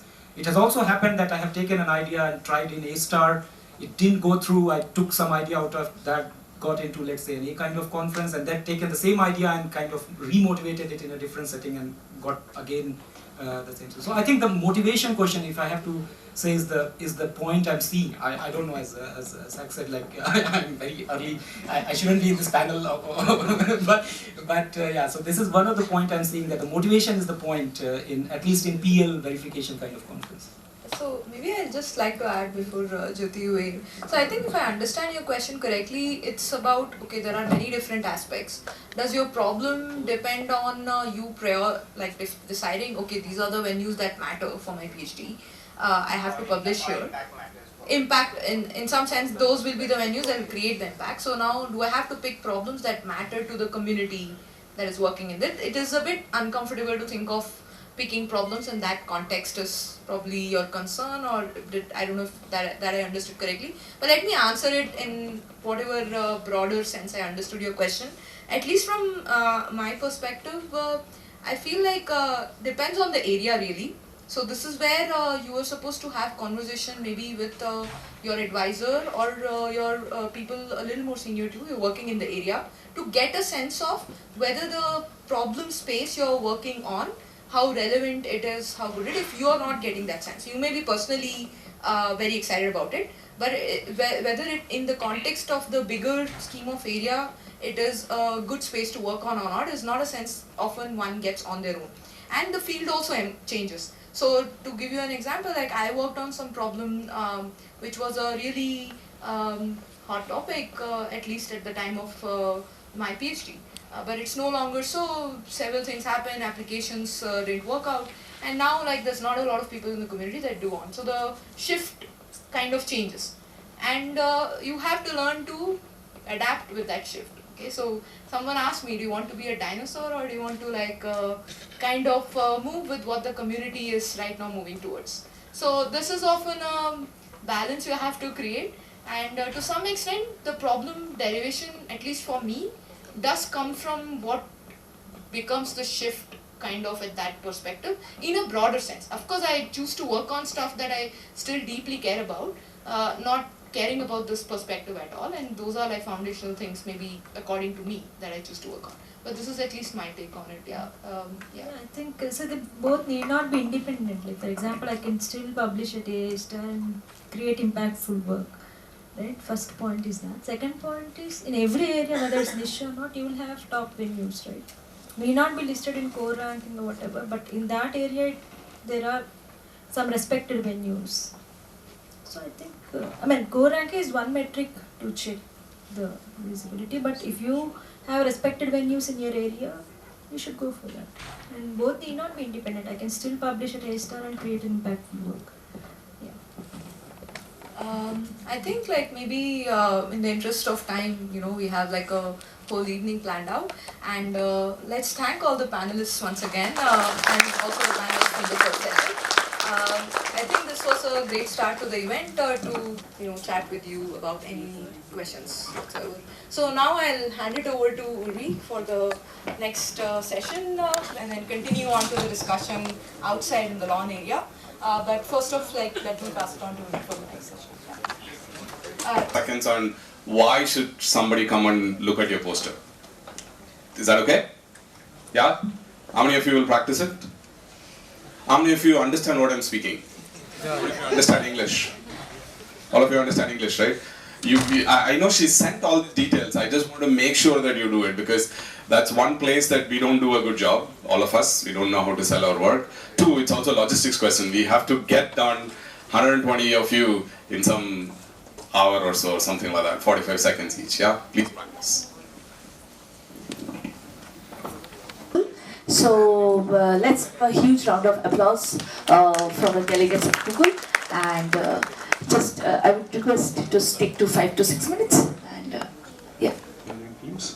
So I don't want to take too much of time. I just want to quickly talk about the AI research that has been happening at Google for quite some time now. Where are we at, and what are the areas of focus right now today at Google Cloud, and how some of you can also make an impact there. So I think it's not new, like Google has been a pioneer in AI research for almost a decade now. And most of this is fueled by Google DeepMind, which is the research lab. It has world-renowned scientists, engineers, and a couple of Nobel laureates as well. And that fuels most of the AI research that you see at Google. Some examples of that would be the transformer architecture, which underpins all of the generative AI models that we see today. Some of the techniques that has been developed, like mixture of experts, ring attention to improve the state-of-the-art models and make them perform better on the new hardware accelerators. And then we also need to mention about fast forward to current today, like Gemini, which is state-of-the-art model. We introduced very large context windows through Gemini. It was also one of the first native multimodal models. And all of this work has been largely driven by Google DeepMind. And at Google Cloud, our objective is to take this to the industry. So we partner with some of the biggest customers, organizations to use these innovations in solving their problems. These are some of the areas of research at Google. You can see like there are a lot of active areas of research. I would recommend all of you to go to research blogs at Google to read more about the work, the team, and learn more about it. Now, we are from Google Cloud, so I want to quickly touch on what are we doing at Google Cloud. So these are some of the top focus areas in my mind, but not this is not an exhaustive list. So we are looking at using large language models and agentic AI to solve some of the enterprise use cases. Then another big area of work is using, how do we ensure the AI models that we generate are trustworthy, and how do we ensure there are no bias? So there's a lot of active research around explainability and data issues on the models that we are building. Some of the work that my team at Hyderabad is specifically doing is around model optimization. So we look at how can we distill the models, how can we do, we are investing a lot in hardware-software co-design so that we write software frameworks that runs very well on the hardware accelerators that we are building, and we get the most out of the hardwares without losing on quality. So that's an active area of research. And obviously, I have to talk about tensor processing units, the hardware which basically powers all of Gemini, Bird, Nano Banana models that you see today. We are bringing these models to Google Cloud customers. So there are a lot of challenges there because so far they were running in-house at Google, but now we are making it available at Google Cloud, and there are very large training workloads as well as inference workload that are running on them. We do have roles open on all of these areas. There are both full-time roles and internship roles. So we'll love to have some conversation with you about this at our booth later today. Yeah. Anything you want to add, Ravi? Oh, yeah. Actually, that is a separate slide. When the panel were talking here, they were talking about how you should focus on the problem statement. But actually on the industry, recruiters like me, when we look at resumes, when you're too much focused on your problem statement, it might not seem to be relevant to the work that happens in the industry and then in the organizations. Maybe when you do research, definitely please do go by their advice. But when you apply for organizations and then for jobs, please do ensure that you're focusing on the method through which you have solved the problem, because that is a transferable skill. If you're using generative AI, if you're using large language models or multimodal machine learning or something to solve a problem, you can use the same thing to solve another problem in the industry which we might have.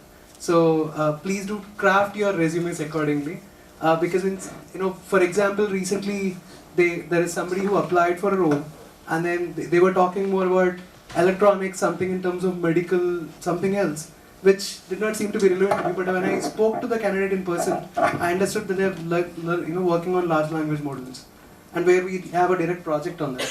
So that's something which is like a small piece of advice, being a recruiter. But yeah, thank you. Internships, silicon engineering internships, as well as software engineering and silicon engineering full-time roles. So in case if this form will ask for your resume, in case so that whenever you have your resume handy, you can apply through that. But please do submit the form, because our team will thoroughly review the profiles, and if we see there is an alignment between what we are looking for and then your profile, background and experience, you might definitely get a call either from me or somebody from my team. Thank you so much. Everyone, I don't have any slides. I will just spend a few minutes talking to you all, and happy to continue the conversation outside for the rest of the day.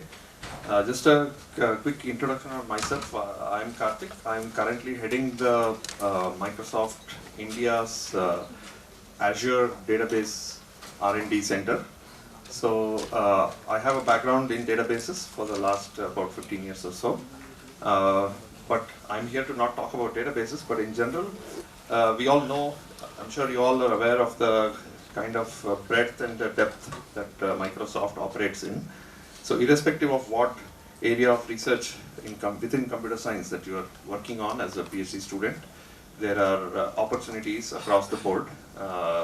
Microsoft is taking one example of the cloud. Azure is one of the world's largest cloud vendor, next only to Amazon in terms of the scale, but the kind of complexities that you see if you are into systems, distributed systems, operating systems, database systems, whatever, the kind of challenges that you will get to work on are something that is that you get to see very rarely elsewhere. And if your interests are more on the AI side of the world, obviously we are, as our friends at Google were also sharing, Azure again is a similar vendor where we offer all these more models across the spectrum, and so we do actively have a lot of open positions in the AI space, obviously. So and Microsoft Research, many of you must be aware, it has been around for more than from the 90s, where it has been functioning always in the forefront of computer science research. Lots of key contributions, multiple Turing Awards have come out of some of the research from MSR, and that has also led to a lot of innovation that has landed in Microsoft's products. So Microsoft Research also has a lot of open positions for PhD graduates. So broadly speaking, there are internship positions for PhD specifically, which are generally 6-month duration, because the usual software engineering internships, which are maybe 2 months or 3 months, don't suffice for, let's say, the goal of having a paper out of it at the end of your internships. So for PhD students who are in their maybe 2nd, 3rd, 4th year, etc., internships are the best way to get to know what the kind of work that happens, and also meet with people within the company. And beyond that, we have software engineering roles as well as researcher roles in Microsoft Research, in the AI divisions, in the cloud, and across the board, right? The natural language processing, whatever it is, right? So there are lots of open positions. I'm happy to share more details and maybe point you to the right people, or connect you to the right group, if we can have a conversation later. So yeah, I think that's for it. Yeah, thanks for listening. Thanks, Karthik. Or what we call EDA. So most of the time I'll spend talking about EDA, and a few slides, actually one slide, I'll talk about synopsis. Okay, so first let me explain what is EDA. So we see some icons. Most of us are familiar with the icons on the right hand side. Can we have a show of hands? How many recognize the icons on the left?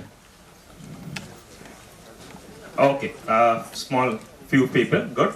So on the left we have the icons. Say these are video editor, photo editors, or audio editing tools, or even say we have Figma there, we use presentation.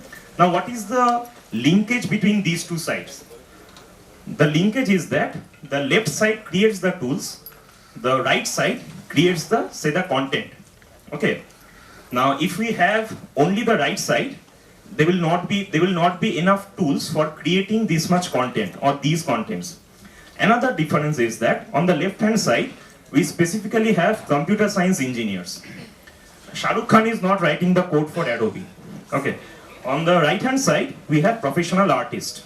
Like, I don't see Tim Cook dancing here. So this is the similar analogy that we have for EDA tools. Now, if we draw a similar analogy, on the right hand side, we have all these big design companies. Say you have NVIDIAs of the world, Google, Qualcomm, Microsoft, and everything.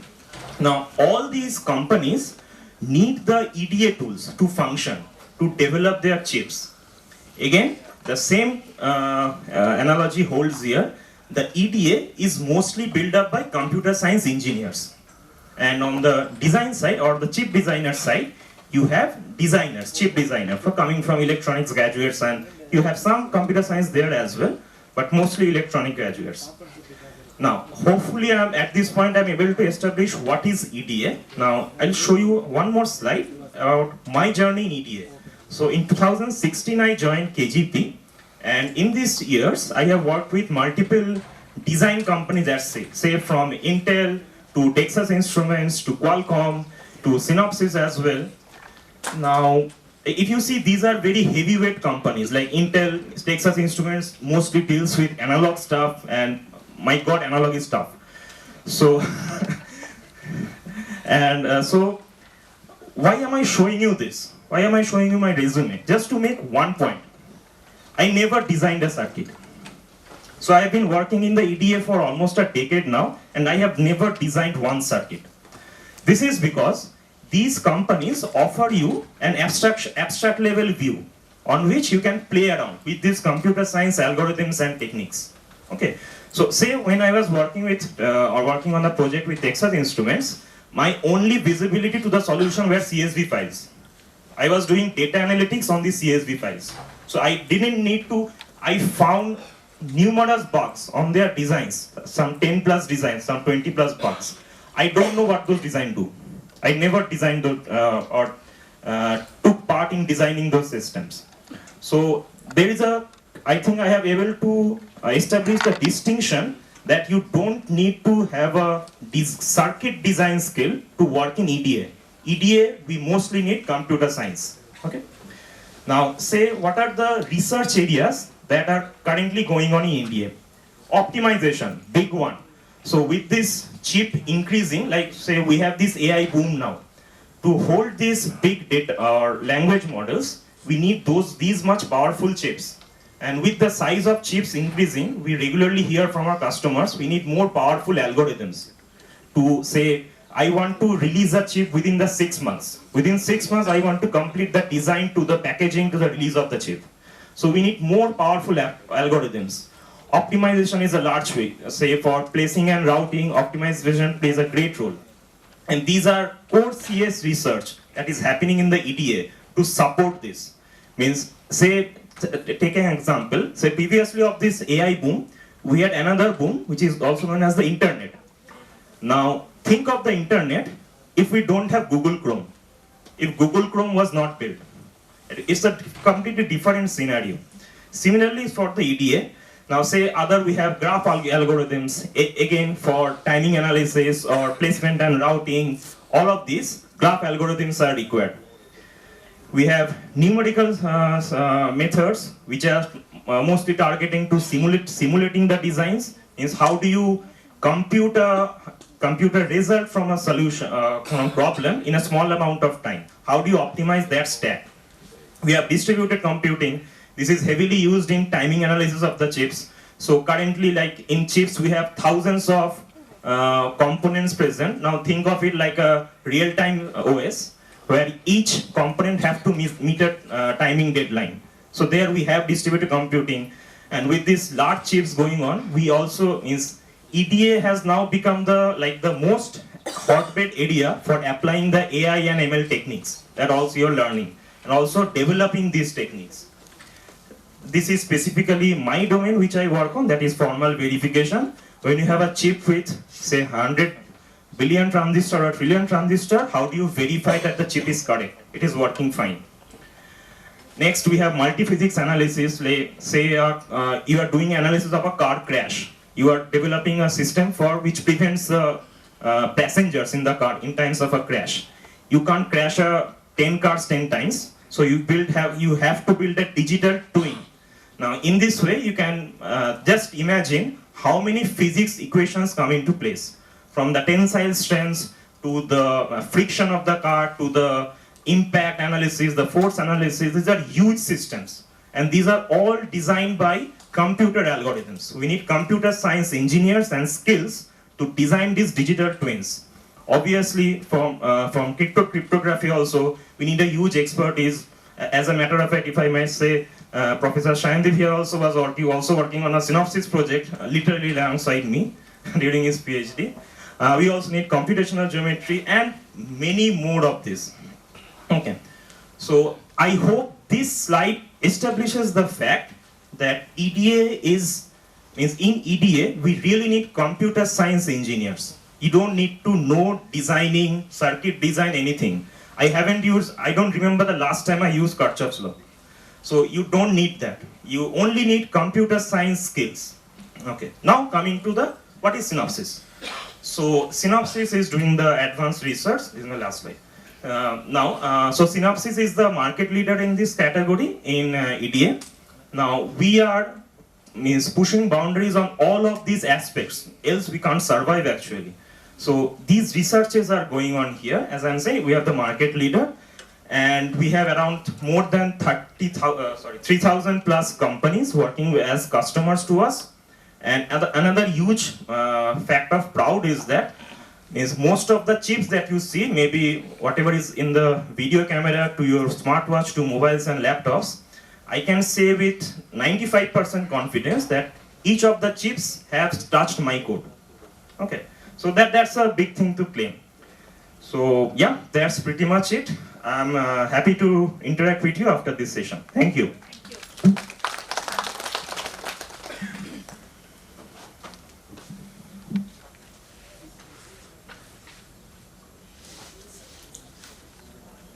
So I'll be very selfish. Instead of telling what we do at Bosch, I'll just tell what I do at Bosch.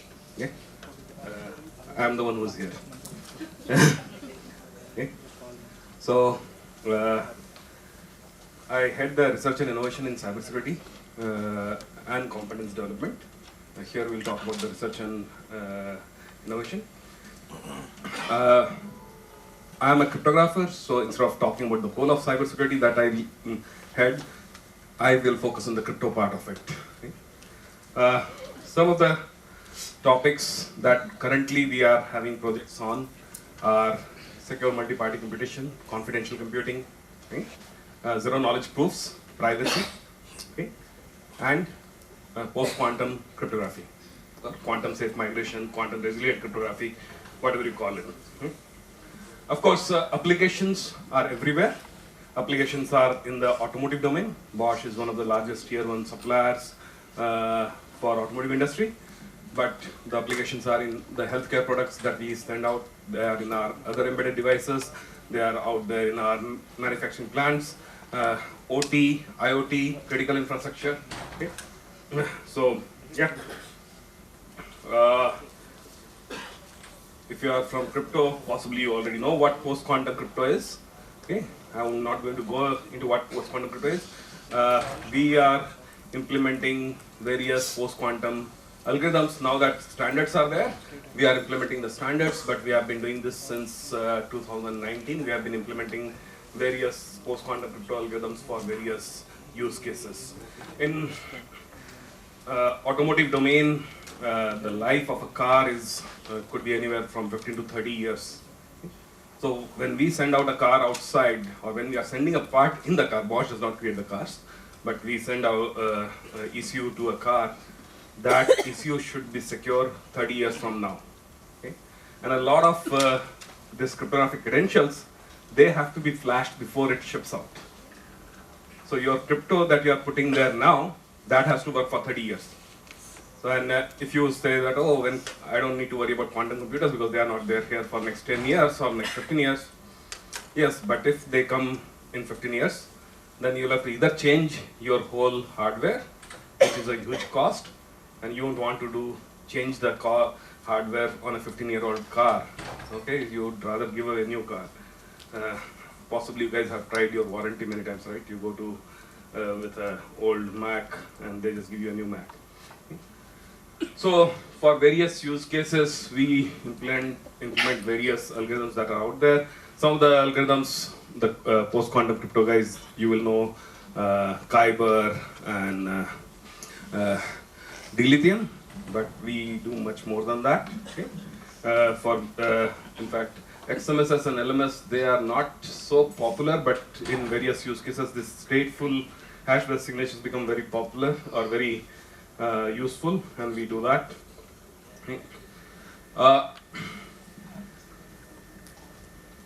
Also, again, let me emphasize, the focus is on implementation, focus is on, depending on your use case, you may want to save the memory, you may want to save the execution time, execution memory, and we optimize this post-quantum algorithms, various standards, and for the runtime for the particular use cases. That's what our goal is here. This is an advertisement of some of the offerings that we have. Of course, one of the things is when you work with an organization to help them make their products quantum resilient, is first you need to discover which kind of crypto they are already using. Most of the organizations don't even know the word cryptography. Okay? So you have to help them figure out what crypto you are using, and then you have to figure out of the crypto that is being used, where does post-quantum crypto comes into the picture, okay? And where do you need it? Okay? Just don't go ahead and replace all the RSs with Kyber or something. Okay? So we do that. We sometimes do a hybrid implementation where you already have an infrastructure where you are using a lot of crypto or PKI. We provide a software layer above that. Okay, you don't want to change your HSMs already. In fact, quantum resilient HSMs are still not popular. So whatever HSMs you are using, we use those HSMs to provide you quantum resiliency. Okay. Of course, we have the QR Shield program where we go ahead and completely change your whole libraries, whole stack with optimized quantum resilient stack. Okay. Some of the use cases that might be relevant is like secure boot. Okay. When your device starts up, How do you know when the device was offline, somebody did not tamper with it? You have parked your car in your garage, somebody can come to the garage, change something in the car, right? So try to access the ECUs and change something. So when you go and start up your car, there are certain processes which check as, with respect to many ECUs whether some tampering was done or not. Okay? So over there, certain signature checks happen and post-quantum crypto comes in there. Remote diagnostics. You connect to your customer service. They say, okay, I want to access your computer so that I can figure out what's wrong with it. Or you go take your car to the service. They connect certain diagnostic tools to the car. How do you know they are authentic tools? How do you know they are from the right places? I'm sorry. So again, that's where quantum resilient access comes into the picture. Updates, various updates that you receive. How do you know those updates have really come from Microsoft or Google or Apple or whatever app that you have, UID, or whatever, right? So over there again, quantum resiliency comes into the picture. And finally, of course, TLS. This is the most popular one that is there. Most of the startup companies, they are trying to provide you quantum resilient TLS. And of course, we also do that. Maybe some of you might be using VPNs. Okay, so we focus on implementing this algorithm for various VPN scenarios, various products, etc. Okay, so if you are interested in implementing post-quantum crypto or other crypto applications that I mentioned, whether it be secure multi-party computations, zero-knowledge proofs for various use cases, then please come and talk to me. Thank you.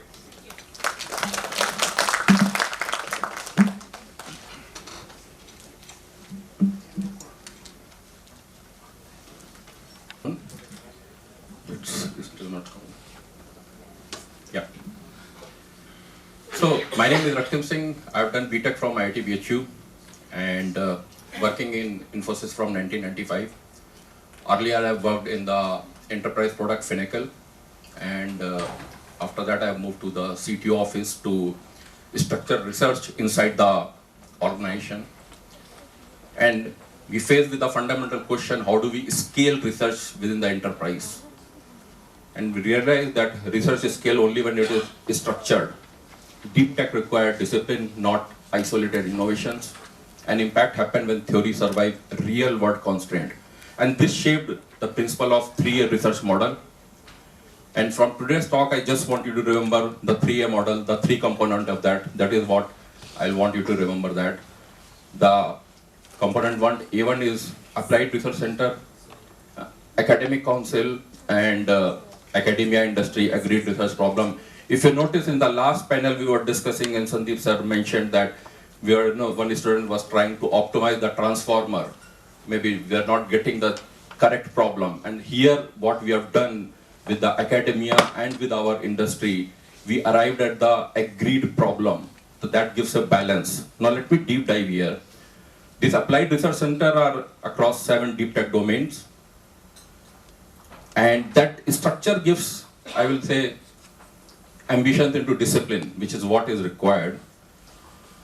How this ARCs work, because this is a full function in ARCs, we have a lead founding research team is there. Intellectual freedom with formally aligned research themes, I will say. They have a library of the problems. And we provide full support for publishing papers, patent. And if I say their goal or KPI in the organization, what happened, the goal is how many paper you have published, how many patent you have filed, how many contribution you have done to the open source, to the standard, to the framework. So this is where, and we also have living labs where I will say the real world constraint get put into this one, and then the feedback loop goes into refining those problems. So second thing I will say, we have Academic Council, Indian Academic Council and the International Academic Council. These are some of the members which we have from Stanford University to Corgan, Mali, to IIIT Delhi, IIT Kanpur, IIT Madras, IIT Hyderabad. I'm sure you will be able to recognize some of the faces here and you can connect. So now what that helps? This helps in getting the external critique, the peer alignment, and bridging the enterprise constraint with academic rigor. And that this external structure and critique prevent the internal research drift. So we are balanced, because then we are not into the solution searching for the problem. And what it result? So till now I have talked out, and I said, please remember, we have applied research center, we have academic council, and the third thing, which is the most important thing, especially after listening to the last panel, I realize is the academic industry agreed research problems. Because co-defined problem translate, isolated ideas don't. And that is where a discipline comes, what we are trying to do, a research, prototype, paper, patent, and the systems. So now if I take you to some of the things which we are working, of course I will not go through the full list, you can read out it. Let's say for my ARC in the artificial intelligence, generalization guarantee under distribution shift. Because model works under a test data, but when the new camera comes, new document comes, new user behavior comes, new regulation comes, how do you provide a bounded performance, provide a guarantee under the distribution shift? This is what we are interested in, this is what we are trying to solve. Now if I take quantum computing, we know that in the real world it will not be pure quantum, there will be classical controls, there will be quantum, and then there will again post-classical control will be there. How do you establish the formal semantic and verification of hybrid quantum classical workflows? Again, some of the other problems I have listed, I'm not going through that, but we'll be happy to chat if anybody else wanted to approach me. Cyber security, Sandeep sir is not there, but I will say this is like, security is never static, because the attacker and defender both are evolving. It becomes a game theory. Now, how do you arrive at an equilibrium analysis of adaptive adversarial system? This is the things which we are trying to work. And as I said, we take on taking the feedback from academia and trying to verify from the industry point of view. Autonomous machine. Again, machine does not see the full world when it goes on to the real system. It doesn't see the full atmosphere, but it has to, I have to provide a provable software bounds, because otherwise you'll not go in that car or whatever it means. So how do you solve those problems? Again, some of the other interesting problems I have listed it. New and interactive technologies, like how do I provide because you get the perception, the sense, you are seeing, watching everything, a guarantee that there is no cognition overload and there is no motion sickness. How do I guarantee that? That is what we do in this ARC. Platform protocol, again, you can read the things.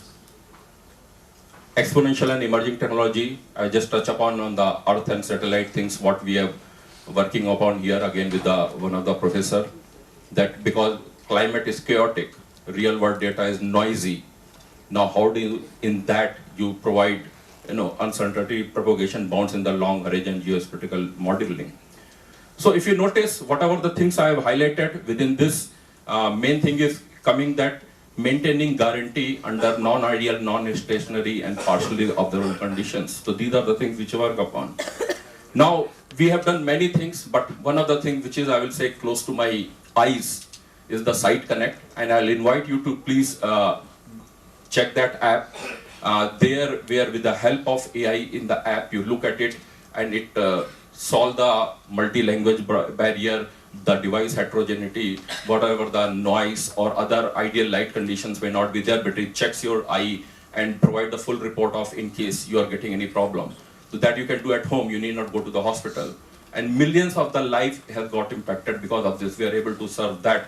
And why I said it's close to my heart and AI, because it is a responsible AI, where in India we have done this. So check it out. And again, to conclude, I will say, remember the 3A which I have talked about. We have ARC, which is our research engine, Applied Research Center. Academic Council is there, which is the peer layer, and agreed research problem, the most important thing, and that was the operating discipline. So we are building the long horizon research fabric, and I welcome for the collaboration, because we are expanding and we are investing heavily in our research arms in that. So I am trying to do the collaboration with the research institute, people like you, in various form, somewhere, whether it's a talk, whether internship, whether it's a full-time job, or it is the be an advisor or inviting those eminent personalities into our board. So that is what I will say, we are trying to change the needle and do the research in the enterprise scale. Thank you.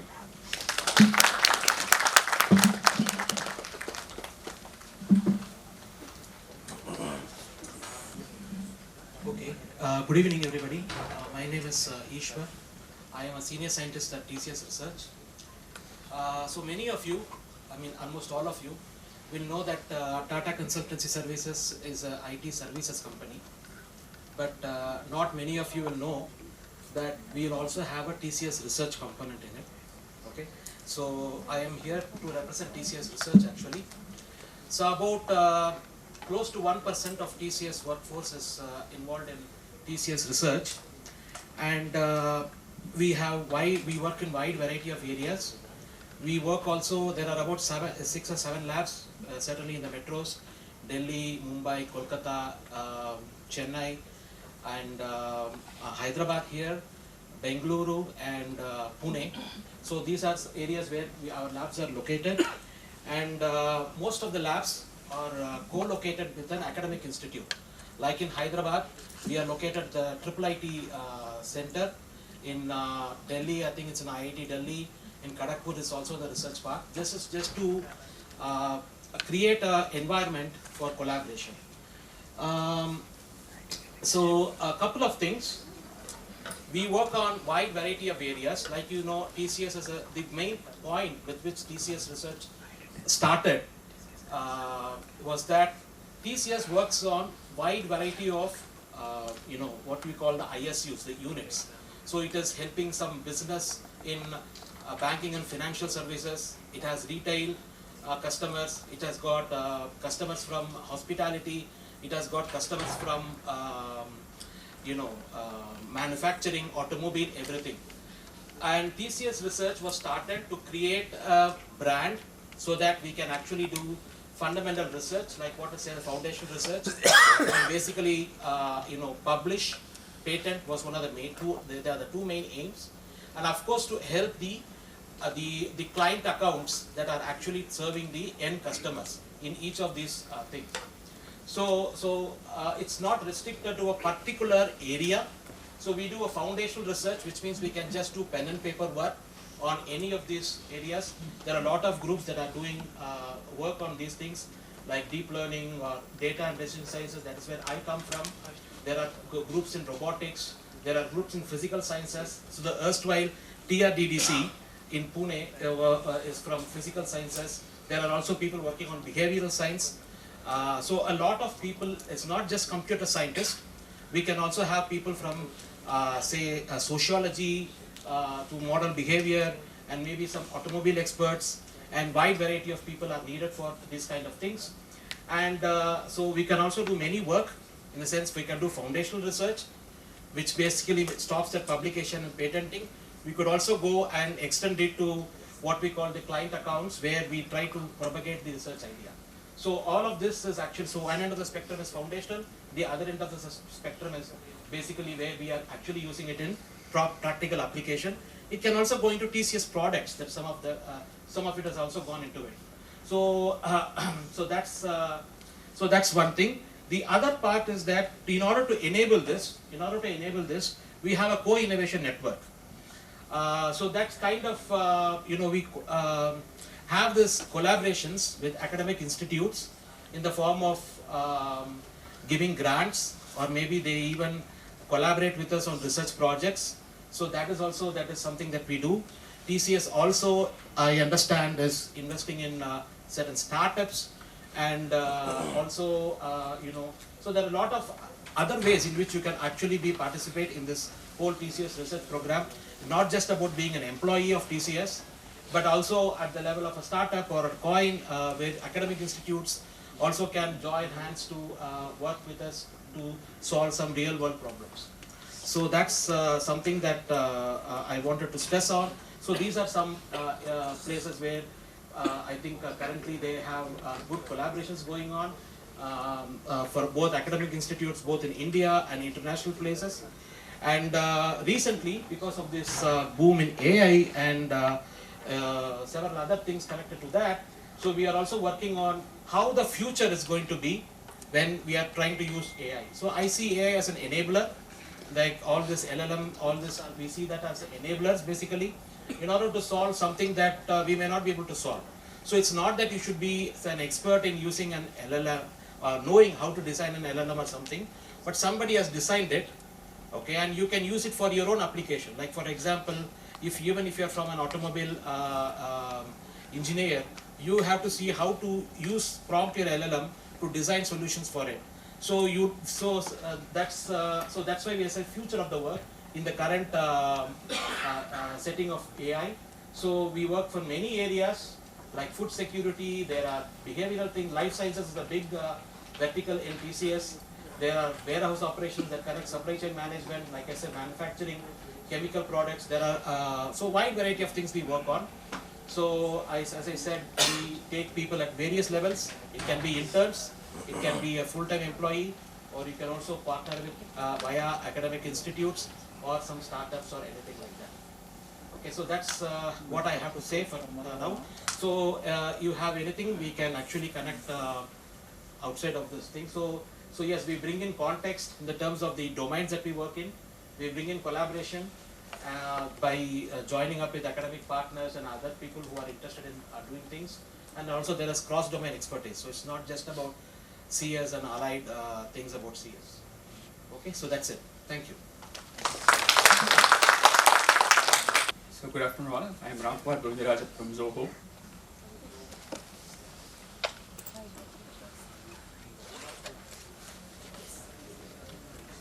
So whenever I say I work at Zoho, I keep getting blank stares, so I'll just take a brief couple of moments to describe what is Zoho. So we have been working for the last 30 years, profitably bootstrapped right from year one, and we can proudly say that we have not had any venture capital, no external shareholders, which means there's no quarterly earnings pressure, which means we are free to work on the problems that we are interested to work on. So for over 25 years, Zoho has built its own technology stack. We own and operate our own data centers across 20 countries, and we own each and every part of the stack. Be it the infrastructure, be at the app level. So we work on databases, mail servers, Office suite, these are our application suite, and we work on platforms, OAS, firewalls, hardware, networks, end to end. So I am part of Zoho Labs, which keeps powering our engineering efforts. So our R&D effort spans across databases, hardware acceleration, AI and ML, and then confidence computing is something that we have just ventured upon. The goal is to solve hard problems. So these are all not isolated problems, there is no foundational work, but applied research that is what we are interested in. So the goal is to solve hard problems that Zoho will face repeatedly at scale and convert what are the research that into the production systems.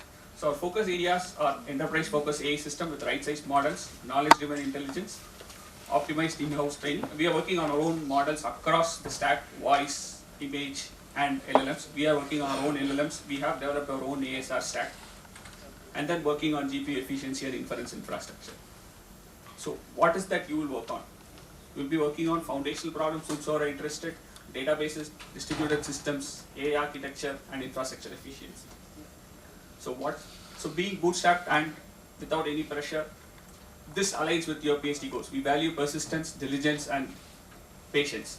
So people who think long term, who cares about building capability, and who believe in sovereignty in technology as a key philosophy. Yeah, thanks. I'll be happy to connect.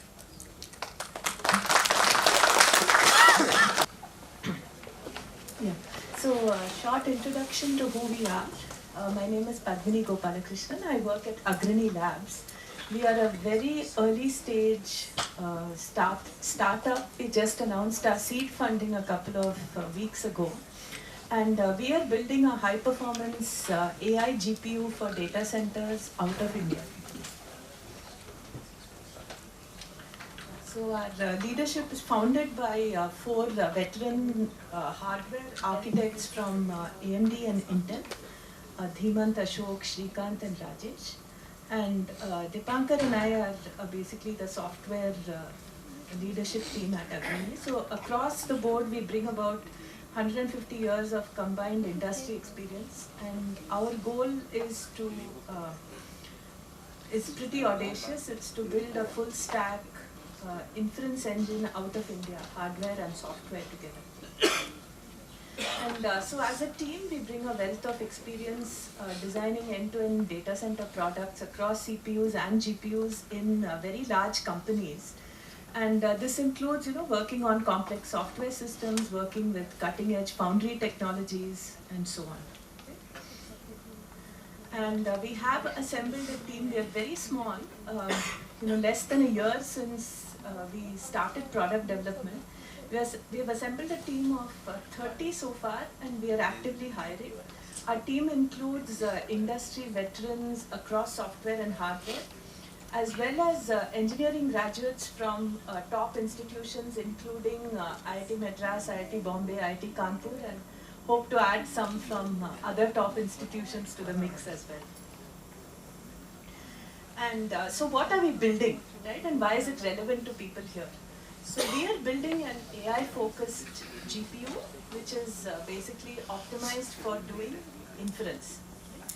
And so, when you join us, you'll get the opportunity to work on deep tech in hardware, software, and manufacturing. We will be designing to a very advanced TSMC node for those people here who are from a circuit design or WE background. And what we are building actually is the entire stack from PyTorch all the way to transistors from the ground up and at scale.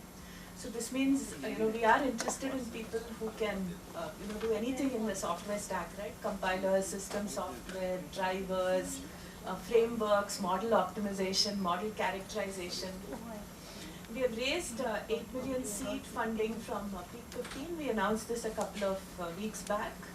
Peak 15 is a top-tier investor, and we are gearing up to raise funds for Series A. So we are hiring. What do you get if you join us? You'll be part of a world-class team, work on cutting-edge technologies, and get an opportunity to build at scale and from scratch. So we have, fresh graduates who are getting the opportunity to do the kind of work that they would do only with 8-9 years of experience at a large company. So if you like to build, please consider joining us. We have internship and full-time opportunities. These are the broad areas: workload, benchmarking, and optimization. The entire software stack from frameworks, compilers, runtime, drivers, virtual platforms, and RTL design and verification. So I'd be happy to talk to any of you after the session to explain more about what we do. If you're interested, please mail to contact@agranilabs.com. Thank you.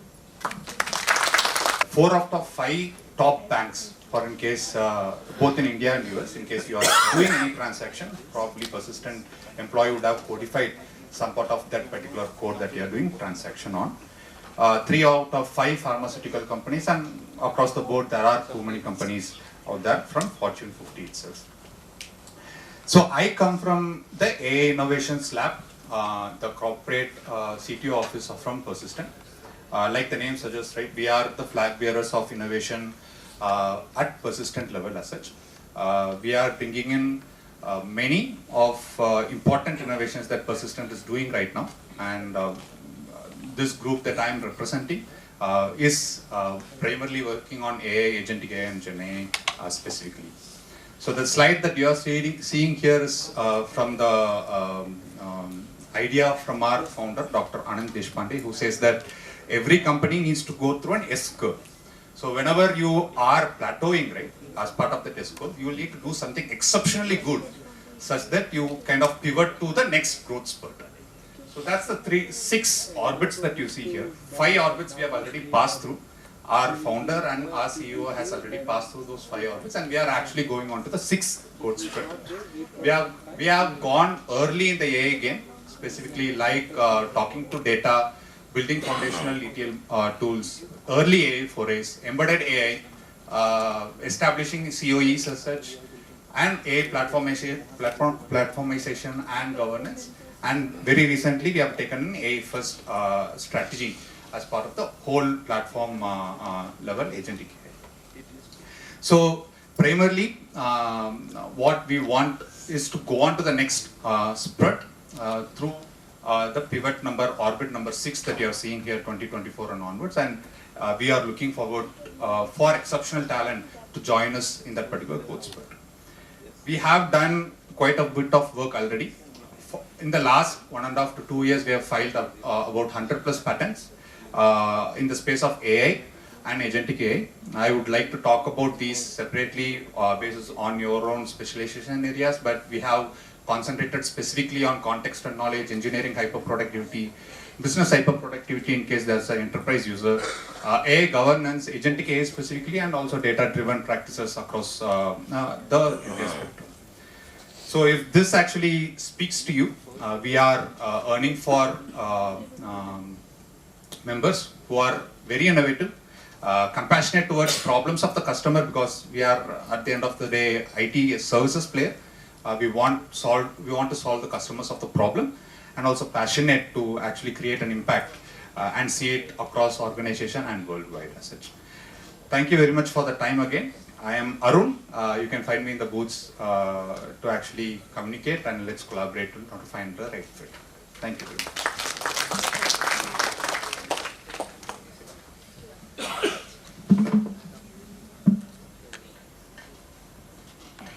Good evening. I get to make the transition here from industry to academia. So I'll ask you a question. What do you expect from an academic job? Many of you are potential academics, future academics. What do you expect? Huh? Flexibility. Flexibility, yes. Flexibility in?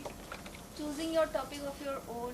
Right, choosing your research topic, and then I would say once, okay, start thinking from the other side of the table, right? You would start expecting people like you to work with.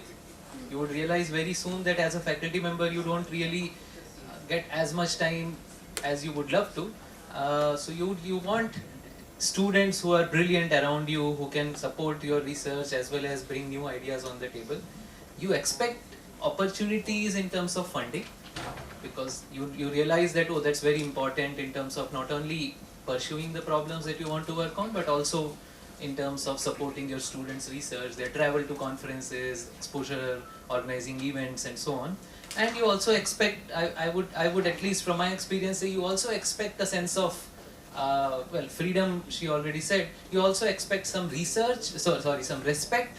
Along with respect, you also expect some care at the assistant professor level at least. So IIT Bombay provides all of these, and I'm very happy to be representing it over here. I'm Manas Thakur from the computer science department over there. So as all of you know, we are one of the largest and most sought after CSE departments in the country. We have 45 faculty members, nearly 200 research scholars, 200 PG students and 800 UG students. And from your perspective, it gives you a lot of people to collaborate with, to mentor, as well as to learn from, right? You have colleagues who are brilliant, whose let's say NPTEL lectures you watched while preparing for your GATE exam. You have brilliant students working in with you, and then you have a lot of people to collaborate with across departments as well. Okay, so that's something very useful. Second, in terms of academic programs, well, we have the BTech and the MTech programs, the typical ones. Then we also have MS by Research program for people who want to try out research and figure out whether they want to continue, let's say, for a research job or a PhD in future. We of course have the PhD, the postdoc, the integrated dual degree program, interdisciplinary one in which you can work on problems across different domains, not only computer science. We also have an executive PG diploma which came in recently, wherein if you are in industry as well and you want to take some courses, upgrade your skills or learn different things from what you are already working on, you have that opportunity too. So as you can see, you have excellent diversity on one hand and focus on the other. Where the focus comes from there, we recently changed our degree to also give a focus. So you can now say that, oh, I have a BTech in CSE with focus in AI or focus in computing systems. I think 2 of them at a time. So we have various programs and lot of students across UG and PG is what you should take from here. And then in terms of opportunities, we have several established hubs and centers for funding. Well, of course, you can get external funding as well, government funding as well. But we have several centers in the institute that can provide interesting funding. Some are so there are different models here. The research park allows you to work directly with an industry, people who are sitting in this room while being an academic. There are cells that allow you to become an entrepreneur, take your ideas to the next level and help you support, get patents and even really launch your company, for example. You have other relevant hubs and centers like the Green Energy and Sustainability Hub, which is very popular as half of the world is burning billions of dollars or rather trees running AI algorithms. So we have centers that focus particularly on sustainability, how to live in that future. And we have different labs which also provide various kinds of collaboration opportunities, funding opportunities, facilities to augment funds and so on. Next, I talked about respect and care, a combination of both. So I proudly say we have both in our department. When you join as a young faculty, you get the vibes of the Mumbai city, and then you also get the serene campus within that city to you. So you have that city vibrancy as well as the calmness of a serene campus. You have great accommodation support to live comfortably in Mumbai. Institute provides various grants, so we have the typical seed grant that most IITs provide, but we also have a facility to augment your seed grants. Later, let's say you realize, I would like to expand my research by collaborating with this industry. So there are facilities to augment your seed grant with matching funding. There is a young faculty award that you get for your first 3 years at the institute, which is like a top-up. And then there are CSE department grants. We have a lot of alumni who have done good work in the past, so they support our work as well. So you feel you are special, people would care for you, and you would also be able to, you also get that feeling that people respect you here, they would give you the freedom to be flexible, as you said, and even choose your problems, and they would support you in doing them. Okay, so this is something which is particularly interesting, I'm sure in most IITs, but at least from my perspective at IIT Bombay, you get some things which are very special. This is my last slide. This just gives an example of the areas we have been hiring in over the past few years. As you can see, in last 5 years, we have hired 14 faculty members across disciplines. So you can see people from theory, AI, systems, and so on. I'm in that bucket. I work in compilers and programming languages. And we have also been hiring people in interdisciplinary areas such as economics and computation, robotics. I think some of my colleagues are sitting here, or they were here as well. Sayandeep is here, Shruti was here, and so on. So we are hiring actively, and if you are doing good work, if you want to continue doing good work, please join IITB. I look forward to seeing you there. Thank you. Thank you, Manas. Yes, now IIT Delhi, you have a PPT, right? Yeah, hi everyone, my name is Vaishnavi. I'm an assistant professor at IIT Delhi. And I'm going to tell you something about the people who work in systems and in quantum computing. But if you don't work in these areas, do not feel like you shouldn't apply, please do apply. The research areas broadly span the following groups. So we have 10 folks in algorithms, complexity, and crypto. We have 4 folks who work in architecture and embedded systems. We have 6 people who are working in AI and ML, 4 people in databases and data analytics, 3 people in graphics and computer vision, 7 people in networks, operating systems and HPC, and 5 people who work in programming languages, formal methods and such like. The faculty profile is, again, it's a very young department. We have about 25 people who are under 45. 14 of us joined in the last 5 years. We've got 16 teaching excellence awards between us. That's the most among all the engineering departments at IIT Delhi. We are really focused on teaching. We have a few of our colleagues who are fellows of academies. We have 14 chair professors, 6 faculty fellows, and many of us have awards from Google, NVIDIA, Qualcomm, IBM, and other industry companies. The department offers a 4-year BTech in CSE. We take in 99 people as part of this. A 5-year BTech plus MTech, that's 37 people every year. A 2-year MTech in CSE, that's 50 people. A 2-year MS by research program, that usually does not attract that many people, but we still manage to get 5 to 10. And a PhD program where we usually manage to get around 20 to 25 students. We also have interdisciplinary MTech programs. So these are the ones in cybersecurity, robotics, and VLSI design. These are offered in conjunction with other academic units. And a typical faculty member's load is to teach one course every semester. But usually you get to teach an elective in one semester and a core course in the other. The core course is usually a large course. It's about 200 people. So what does IIT Delhi offer? Like Manas said, this is the important slide. So we offer a young faculty incentive fellowship of 25,000 rupees a month for 3 years for every new faculty member. We also have an additional Chandruka fellowship of another 25k per month for 3 years. There is also a startup seed grant of 20 lakhs, and this can be used to buy equipment, set up labs. Some part of this can also be used to hire people, use it for travel, etc. We also have a matching of up to 30 lakhs for other grants that you might get from external agencies. There's also a professional development allowance of 6 lakhs every 3 years, which most of us usually use for attending conferences, especially abroad. And there is, again, much like Bombay, the Delhi campus is also in the heart of the city, which usually means that housing is expensive. So there is a support of 60,000 rupees per month for renting housing outside of campus. And again, we also have a very vibrant alumni association. So there's a lot of support from the alumni funding for attending top tier venues, conferences, workshops, etc. So finally, living in Delhi, of course, the campus is right in the heart of the city. It is surrounded by the NCRT and other universities. It is well connected to the rest of the city through metro lines. It's also a really good place to kind of learn more about the city because it's close to a lot of old monuments. The Qutub Minar is super close by, you can walk down. The metro is very accessible. Much of the happening part of Delhi is really close by. There are, of course, for those of you who have family members who might be moving with you, there are excellent medical and educational facilities close by. You have easy access to funding agencies. The ministries are right there, so you can always... I had a colleague who walked into a ministry yesterday to discuss something about funding and actually came back getting an answer. So that is what you get by living in Delhi.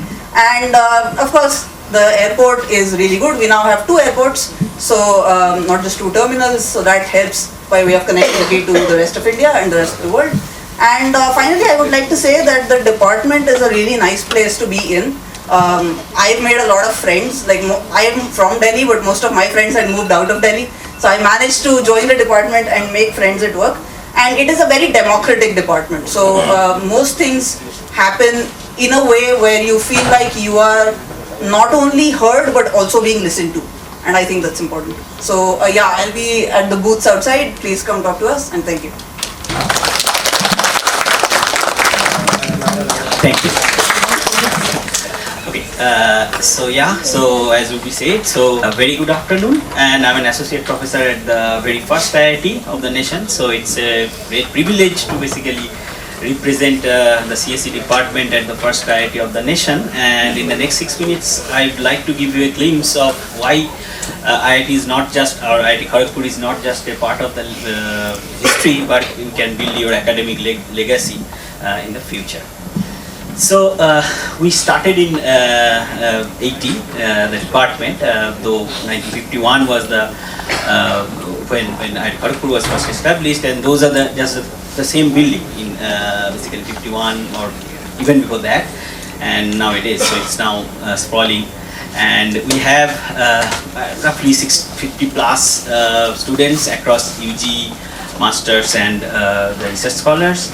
650 UG and 160 around PG and 175, which has increased to like 200 now in the research scholars domain.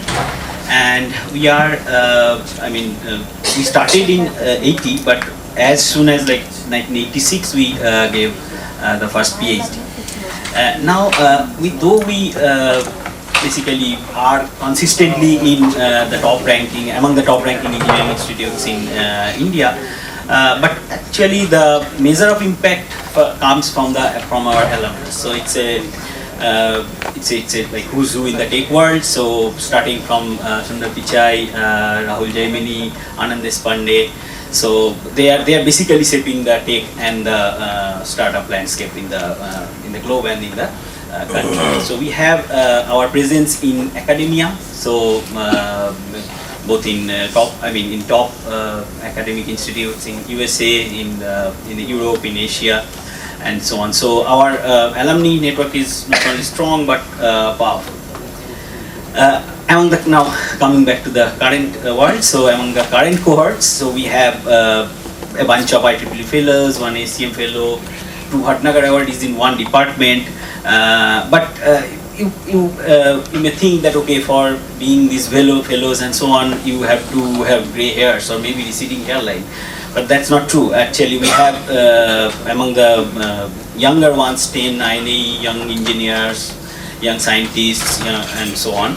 So we are keeping our future pipeline ready.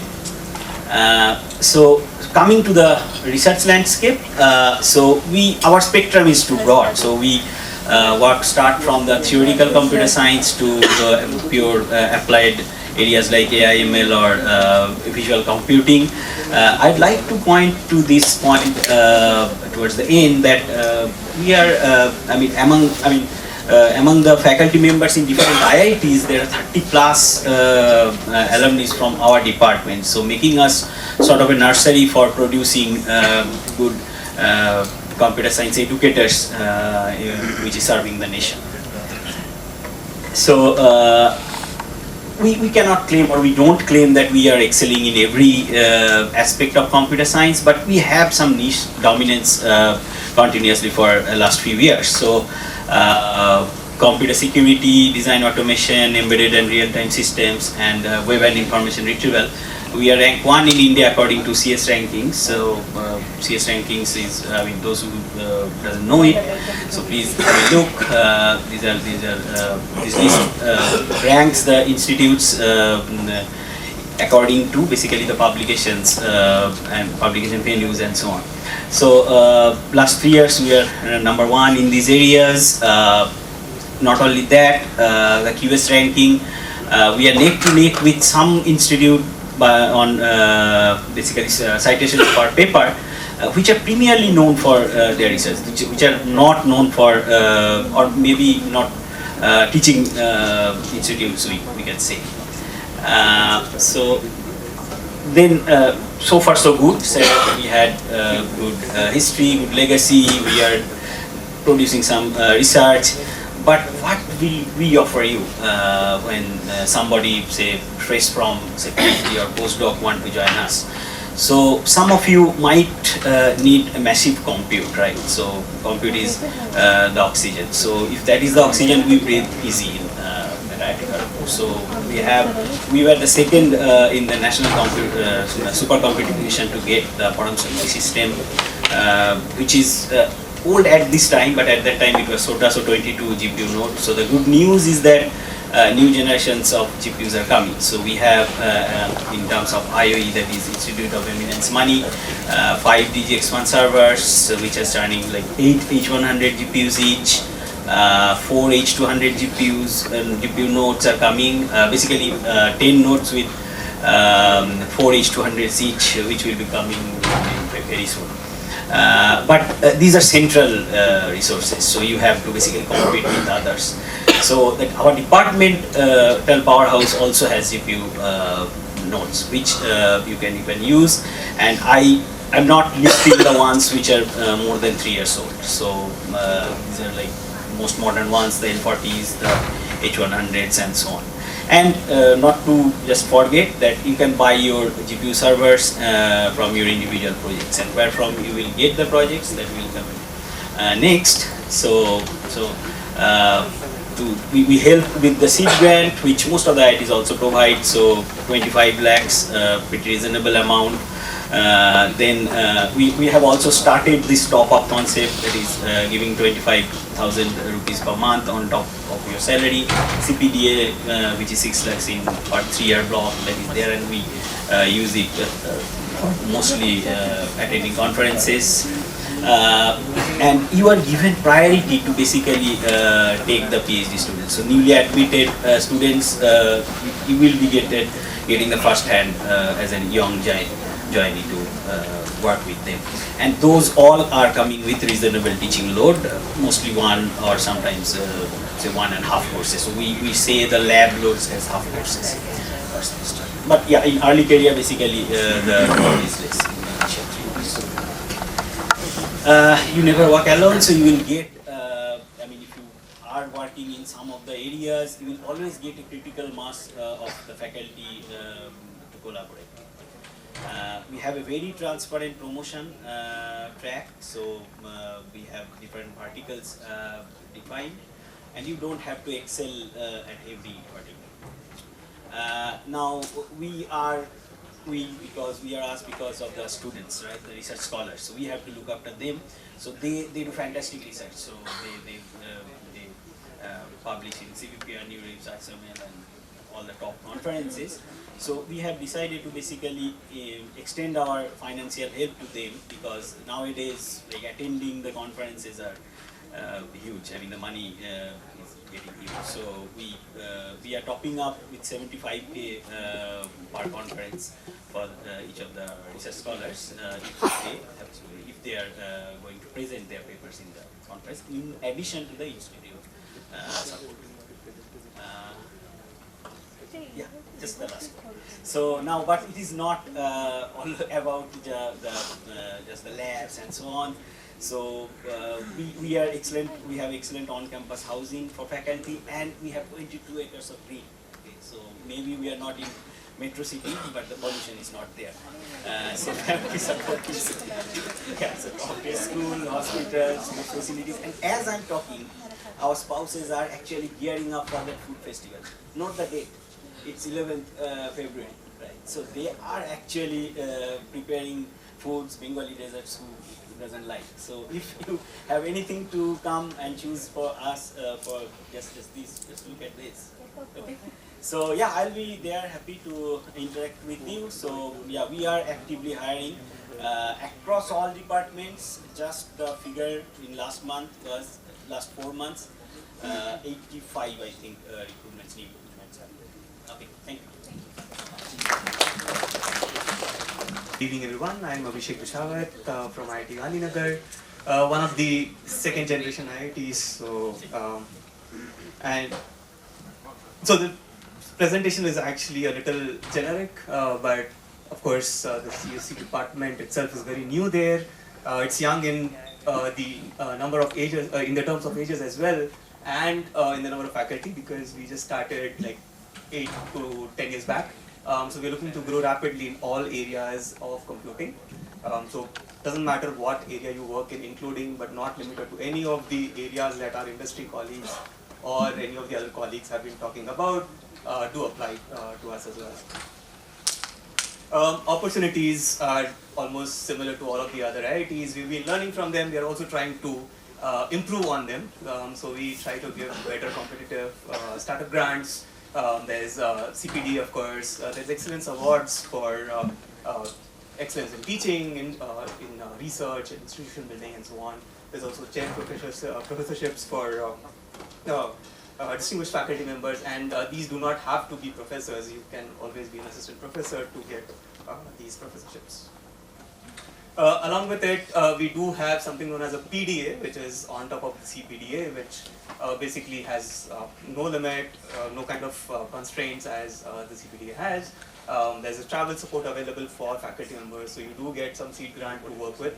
But if your seed grant gets, if it's over or you're not able to use it anymore, then there is some travel support from the institute available for attending international conferences. Leaves and everything are again in line with the governmental policies. Yeah, state-of-the-art facilities are there. We have a supercomputing facility. Most of the faculty members have their own set of GPU clusters. We have an HPC on campus. So all in all, there are a lot of facilities available as well in Gandhinagar. Research-wise, we've been doing pretty well. A bunch of publications in high-impact, peer-reviewed conferences and journals. We have a bunch of patents filed. One of the good things about Gandhinagar is that it's in close proximity to Gift City, which is an it's a upcoming, small sort of a smart city, which is basically focusing on fintech. So if you have spouses who are working in these areas, it's like just next door, so you may find it'll be easier to find jobs as well for them if they're looking to move to Gandhinagar. There's a lot of collaborations as well on campus. So we've been collaborating with a lot of industries and a lot of government agencies from Gujarat, which caused GUVNL and so on and so forth. And we've been getting a lot of projects, doing some nice works with them as well. Of course, all of this is not possible without our students. So, and we do have access to high quality PhD students, undergrads and postgrads as well. There's a lot of flexibility in how the undergrads work. So we get a lot of undergrad students to work on different set of projects over the years. So it's not that one undergrad is only going to do one project with you. They can do multiple sets of projects, and we've gotten a lot of publications, a lot of patents out of that as well. There's a vibrant summer internship program where the institute sponsors the interns. So you do get great interns from all over the country, and you get to work with them. Right? Just to give an example of the quality of students that we graduate, we do have a talk from the ACM India Doctoral Dissertation Awardee, who is an IIT Gandhinagar graduate. A lot of our faculty members have also been awarded some of these awards. Within the department, we've been awarded the Google India Research Award. A couple of our faculties have that. We have faculties who've been awarded alumni awards from, of course, the older IITs and so on and so forth. These are just to name a few. I think I'll focus more on this part because everything else is very similar to what the other IITs also have. The campus, right? So not many of you may know that Gandhinagar is the capital of Gujarat, and it is in close proximity to Ahmedabad. So it's still a metro without the pollution. Okay? So we do have a world-class riverfront residential campus. So the city itself is around 6 to 7 kilometers from the campus. So we do have good accessibility to the airport, which is like 30 minutes away. The railway station as well is like around 20 to 30 minutes away and so on. Right? All of the other facilities are available on campus. The medical center, and we have like a very nice sports complex, which also hosted the national games some time back. Oh, sorry, pictures. Right, so Gandhinagar in itself is a very extremely safe and well-planned city. It's very similar to Chandigarh, if you've been to Chandigarh. It's a pollution-free campus with vast screen covers. It has excellent on-campus daycare and all sorts of facilities available for you and your family. And this is, I think, what I wanted to talk about. So looking forward to interacting with you after the session, and hopefully we have a lot of applications from you. Thank you.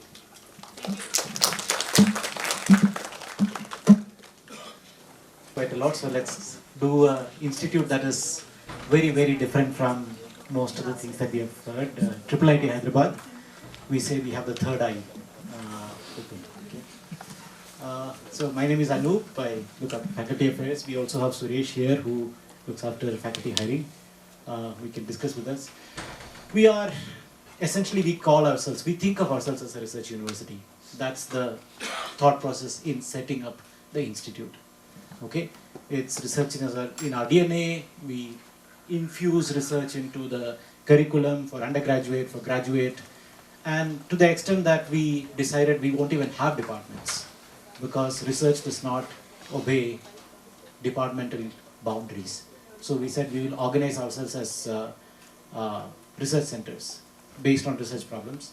Of course, AICTE says that you should have research, you should have departments.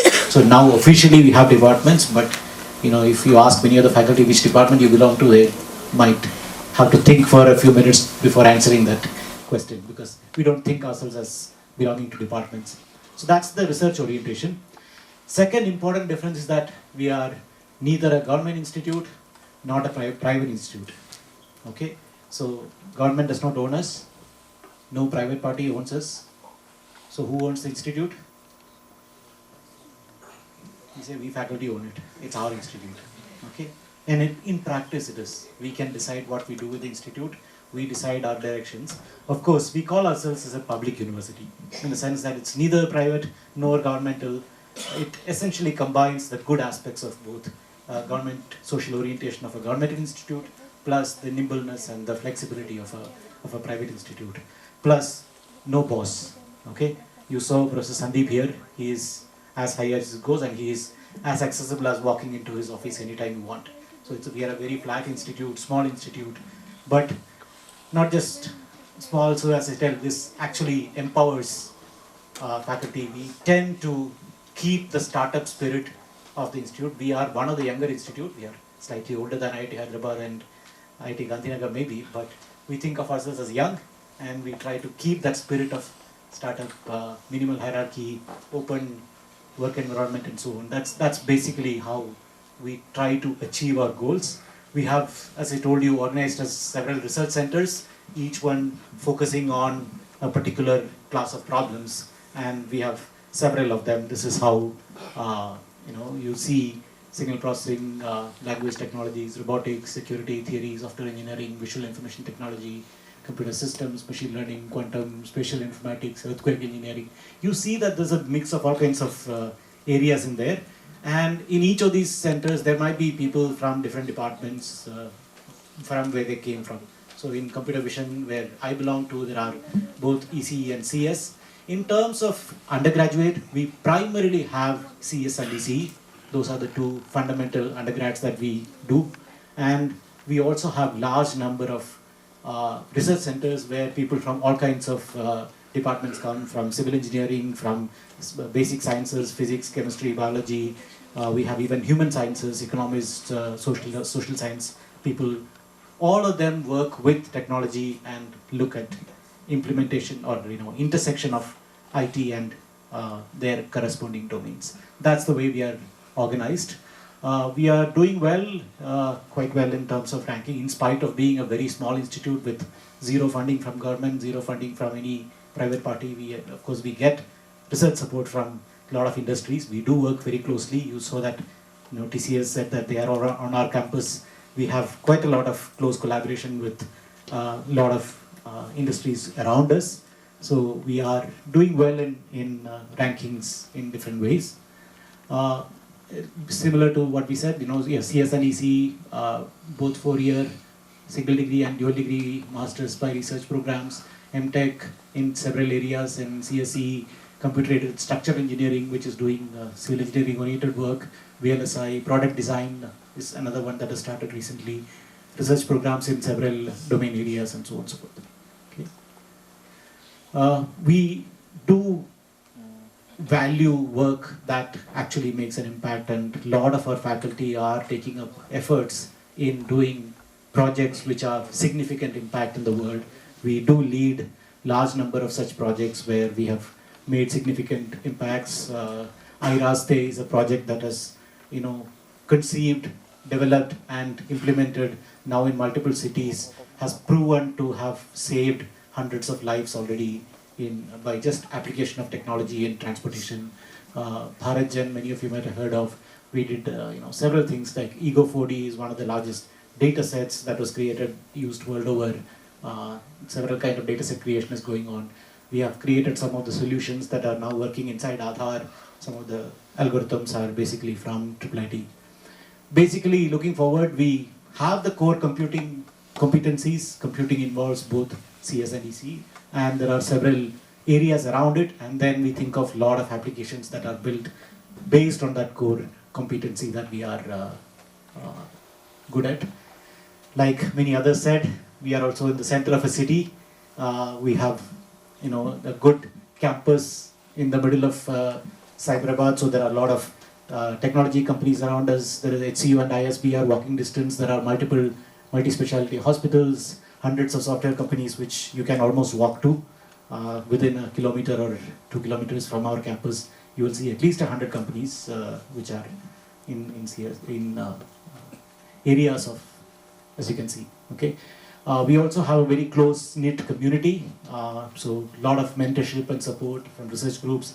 We have similar startup grants adding to about 50 lakhs plus another 10 lakhs if you are joining, so almost 60 lakhs over the first 3 years you can get if you put in the applications. It's very vibrant startup ecosystem with, we claim ourselves to be the largest academic incubator in the country at least, maybe even beyond that. We have a couple of taglines which keep saying that we are an exceptional place for exceptional people. That's great for students and faculty. If you want to do big things, we enable that. That's the spirit of the institute, and we always ask the question whenever you think of research, what would make a difference? And if you are a person who is looking for that, then rather than asking why join IIIT, I would say why not. Okay, thank you. That's all I have. Now we have Professor Nitin Saxena from IIT Kanpur.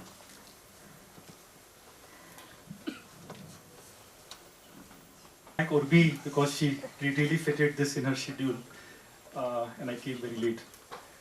So Take some time. take some time. Yes. Yeah. Now it is. Okay. Yes, unlike all the other presentations, this presentation is not about an institute. It's about a school that I've created around a year back, 15 months back.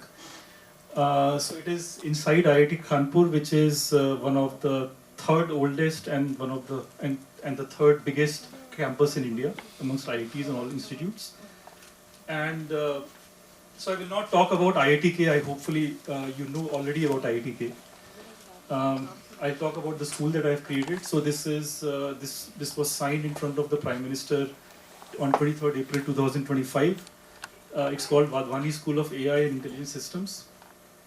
So this is currently it has faculty which are across different departments, and we have been hiring new faculty. The positions are open. The ad is out since last year. So this is the areas that it contains are research areas are primarily they overlap with computer science and electrical, but also some part of mechanical and economics. Okay, so the goal here is a slightly different from what other departments usually portray or expect from faculty candidates. So here, to put it simply, we want the candidate to devote 30% of the time on translational work, the kind of things which you saw in the slides of IIIT Hyderabad, and 70% doing the regular things, which is teaching and research and mentoring of students. Okay, so this is because our vision is to enhance the productivity of India's workforce using AI, which an AI broadly, we mean it broadly, not just software and data analytics, not just modeling, but also hardware. Okay, which is why electrical engineering is an important part of this endeavor. So this contains, the school contains, so what is the meaning of a school? School essentially contains a new department that we have created, and we have created some new centers where translational work happens in different areas. Some centers that already existed have been absorbed inside, and there are companies which we have created, which I will very quickly mention. So the strategic focus of the school is interdisciplinary R&D work. So we usually departments, and especially in India, they work in the TRL level 1 to 4, in fact 1 to 3, which is just doing conjecturing something, doing an analysis, maybe showing some product in a lab, but it doesn't go out of the lab. So out of the lab requires technology readiness level, TRL levels 4 and beyond. So our vision is that in the long run, our faculty should be able to work. They should be able to very quickly translate technology TRL level 3, 4 to beyond 5. Okay, so preferably 5, 6, 7. The areas are not just AI, but also cyber security, cyber physical systems, which is the electrical engineering part. There is also a component of AI policy and outreach. Outreach means training of government officers, students, and in general society outside the courses and programs which IIT Kanpur offers, or the school will create. And fourth is looking at actual impact and entrepreneurship, which is creating startups. And this will be held through a special Vadhwani School, a super hub translation center, which is headed by a CEO, so that this can be done more professionally. So the key philosophy here is intelligence to impact. So AI should not just be a talking point, but it should actually translate to impact in the Indian setting.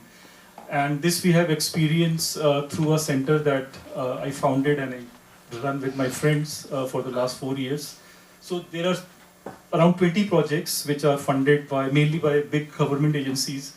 And some of the biggest projects are this IGMS. This is the Intelligent Grievance Management System, which is used by all the ministries and departments of the central government, including the PMO and the Prime Minister himself.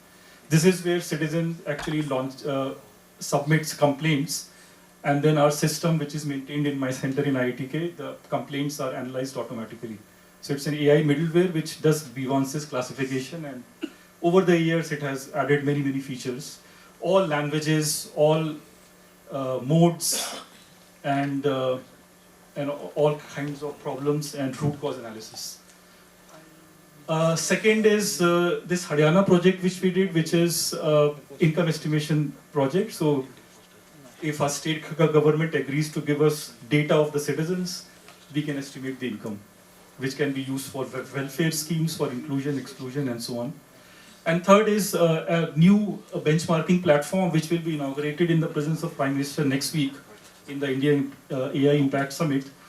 So this is an open benchmarking platform to share data across hospitals, medical data which will be anonymized, and any startup or any hospital can do federated learning to learn how was the treatment, how was the illness, what was the prognosis, and so on. So these are some of the major examples of the kind of projects we do, and this is what we intend to scale in the school. So progress till now is there are multiple projects. The funds that have been raised in reality is 50 CR, but in valuation they are 10 times, so they are 500 crore plus in valuation projects. There are some faculty startups, there are 2 Section 8 companies. PhD students we have already enrolled. MTech admissions will start in May, and BTech admission will start in July. We are primarily focused currently on e-governance, but this will expand and change as we get more faculty candidates.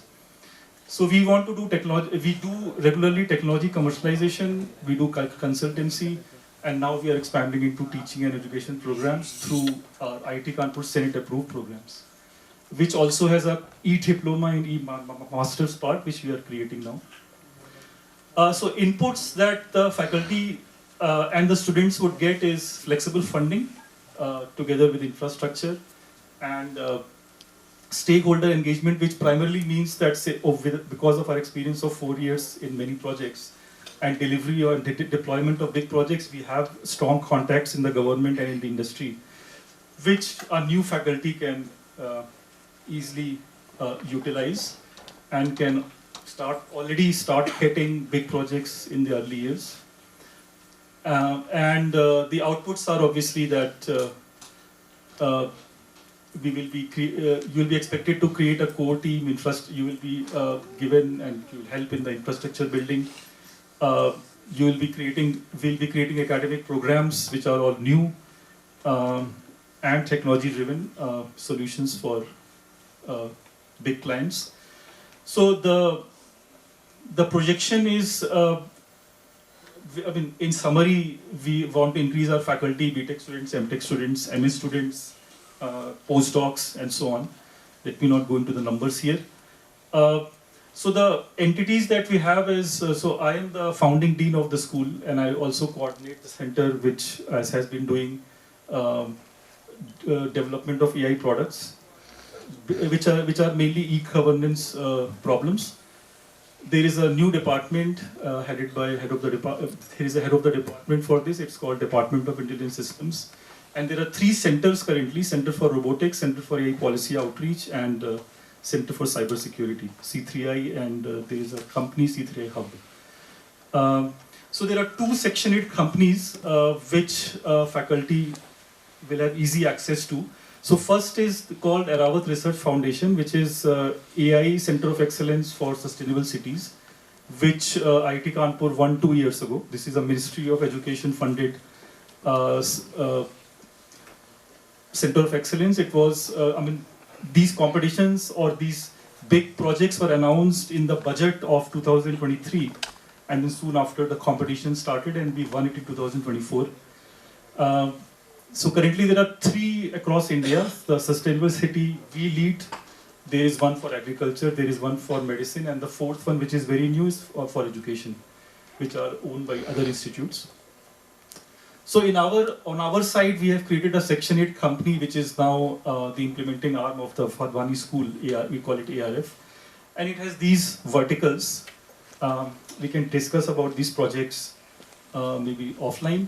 And the funding that the MOE gives for this is 310 CR over 5 years, after which it is expected that ARF will become self-sustainable. It is headed by Professor Nishi Srivastava and Professor Sachidanand Tripathi, and it has a CEO and a whole corporate team. It has partners across India, including, you can see, IIT Hyderabad. And the second Section 8 company, which is an implementing arm inside Vadvani School, is the C3I Hub. This is now around 10 years old. It has been doing great work in critical infrastructure security, which is both to develop products and to also do auditing, and finally to train the staff.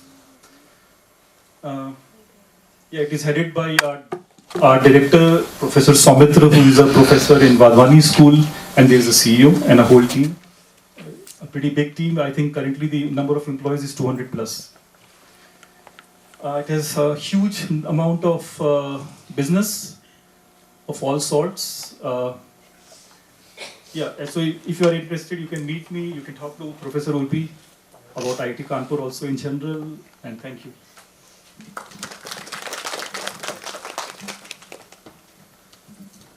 Thank you so much, Nitin. So our last presentation. Some technical thing into this, okay? And I'm now given a... we are in the end of this presentation, and almost all the things we have to offer is being offered by someone or the other. But there are a couple of things which I want to talk about IIT Hyderabad as well, because whether to join IIT Hyderabad or not, I made this decision around 2 years back, and there are a couple of points which are you can make a note of. So in terms of infrastructure, you must be seeing, you are here, so I'm relying on the fact that you can roam around and see that we have one of the very good infrastructures available in any of the institutes in the country. And I think this is more to be seen than to be talked about. So along with that, what is there is that we are currently basically we are divided in 3 main kind of groups, which is standard in computer science, particularly theoretical computer science, machine learning, as well as systems. In terms of strength, we are around 30 faculty right now. Many of us are very new here, so in terms of exact numbers, you can, I don't have exact figures on the numbers, but it is a new department, so by definition, many of us are very new. So one of the things which basically makes us somewhat distinct is that we are one of the newer institutes, and we are also quite big in size, so you get all the good things you will get in any kind of already grown in departments, but at the same time you are also get all this flexibility and nimbleness of a new department in some sense. So not only in terms of numbers, I think we are also very diverse in the sense like being in Hyderabad gives you this advantage that people from all parts of the country, they want to kind of come and join an institute which is in a metro like Hyderabad, which also applies to some of the other IITs as well. So I think in terms of collaboration, similar to many of the other places, I would say that we have collaborations across the world, as well as almost all the institutes in the country. In terms of publication results and venues, this is kind of a word forest, but you can see that almost pick your domain and you will find the conference listed over here. I think in terms of infrastructure, there is a central infrastructure which is being shared by all the departments. Along with that, almost all faculty in the computer science department also have their own GPU clusters with the support from government, plus there is a very diverse industrial ecosystem right across in Hyderabad, and that has kind of helped us to kind of create these kind of infrastructure locally with their support. One of the kind of metric for how good we are doing is the kind of fellowships and the kind of accolades our students get, and almost all the prestigious fellowships which are being offered, our students are regularly getting them, and that basically gives us some kind of feedback, otherwise you'll be lost exactly about how good you're doing as a department. So in terms of support, there are similar or somewhat better in some sense. We want to kind of top up with some of the things being the newer institutes. So there is a initial seed grant which has now been extended to 35 lakhs from starting this year. There is also this additional kind of support in terms of CPDA. There is, which is mostly could be used as a travel support for if you don't already have additional grants. For most of us who join the department, there is a top-up from the department side itself, so that is kind of extra incentive given by the department. And as I said, like there is a very vibrant industry ecosystem at your doorstep, and this has been very useful. At least I joined here 2 years back, and I'm seeing that many of my colleagues are able to kind of make use of this thing in terms of building support for building newer labs, getting infrastructure support, getting travel support, support for students. And that is one of the kind of very compelling reason why you would like to choose IT Hyderabad. And our PhD alumni, so this is a list kind of workload created, I don't know when, but our PhD alumni are basically reaching to almost all major places in India and across the world. And this is one of those other metrics which you want to look into. So I think one of the questions is always how good are the PhD students from that place are doing. And I think on that, there's always a kind of need for improvement on that metric, but we are doing decently well on those lines. So I think we are looking for almost all areas of computer science. So we are 30 and we want to go to be somewhat bigger. Like there are departments here, IT Bombay, Kanpur, Delhi, they are much bigger than us. So in terms of size, we are kind of looking to hire good candidates in almost all domains. There are some special areas where we are particularly want to expand. Machine learning is one of them. We have a new department of AI, particularly cloud and distributed systems and related domains. But in general, we are open for almost all areas of computer science. So if you are in the market, you roam around the department and talk to us and make a decision. Okay, thank you.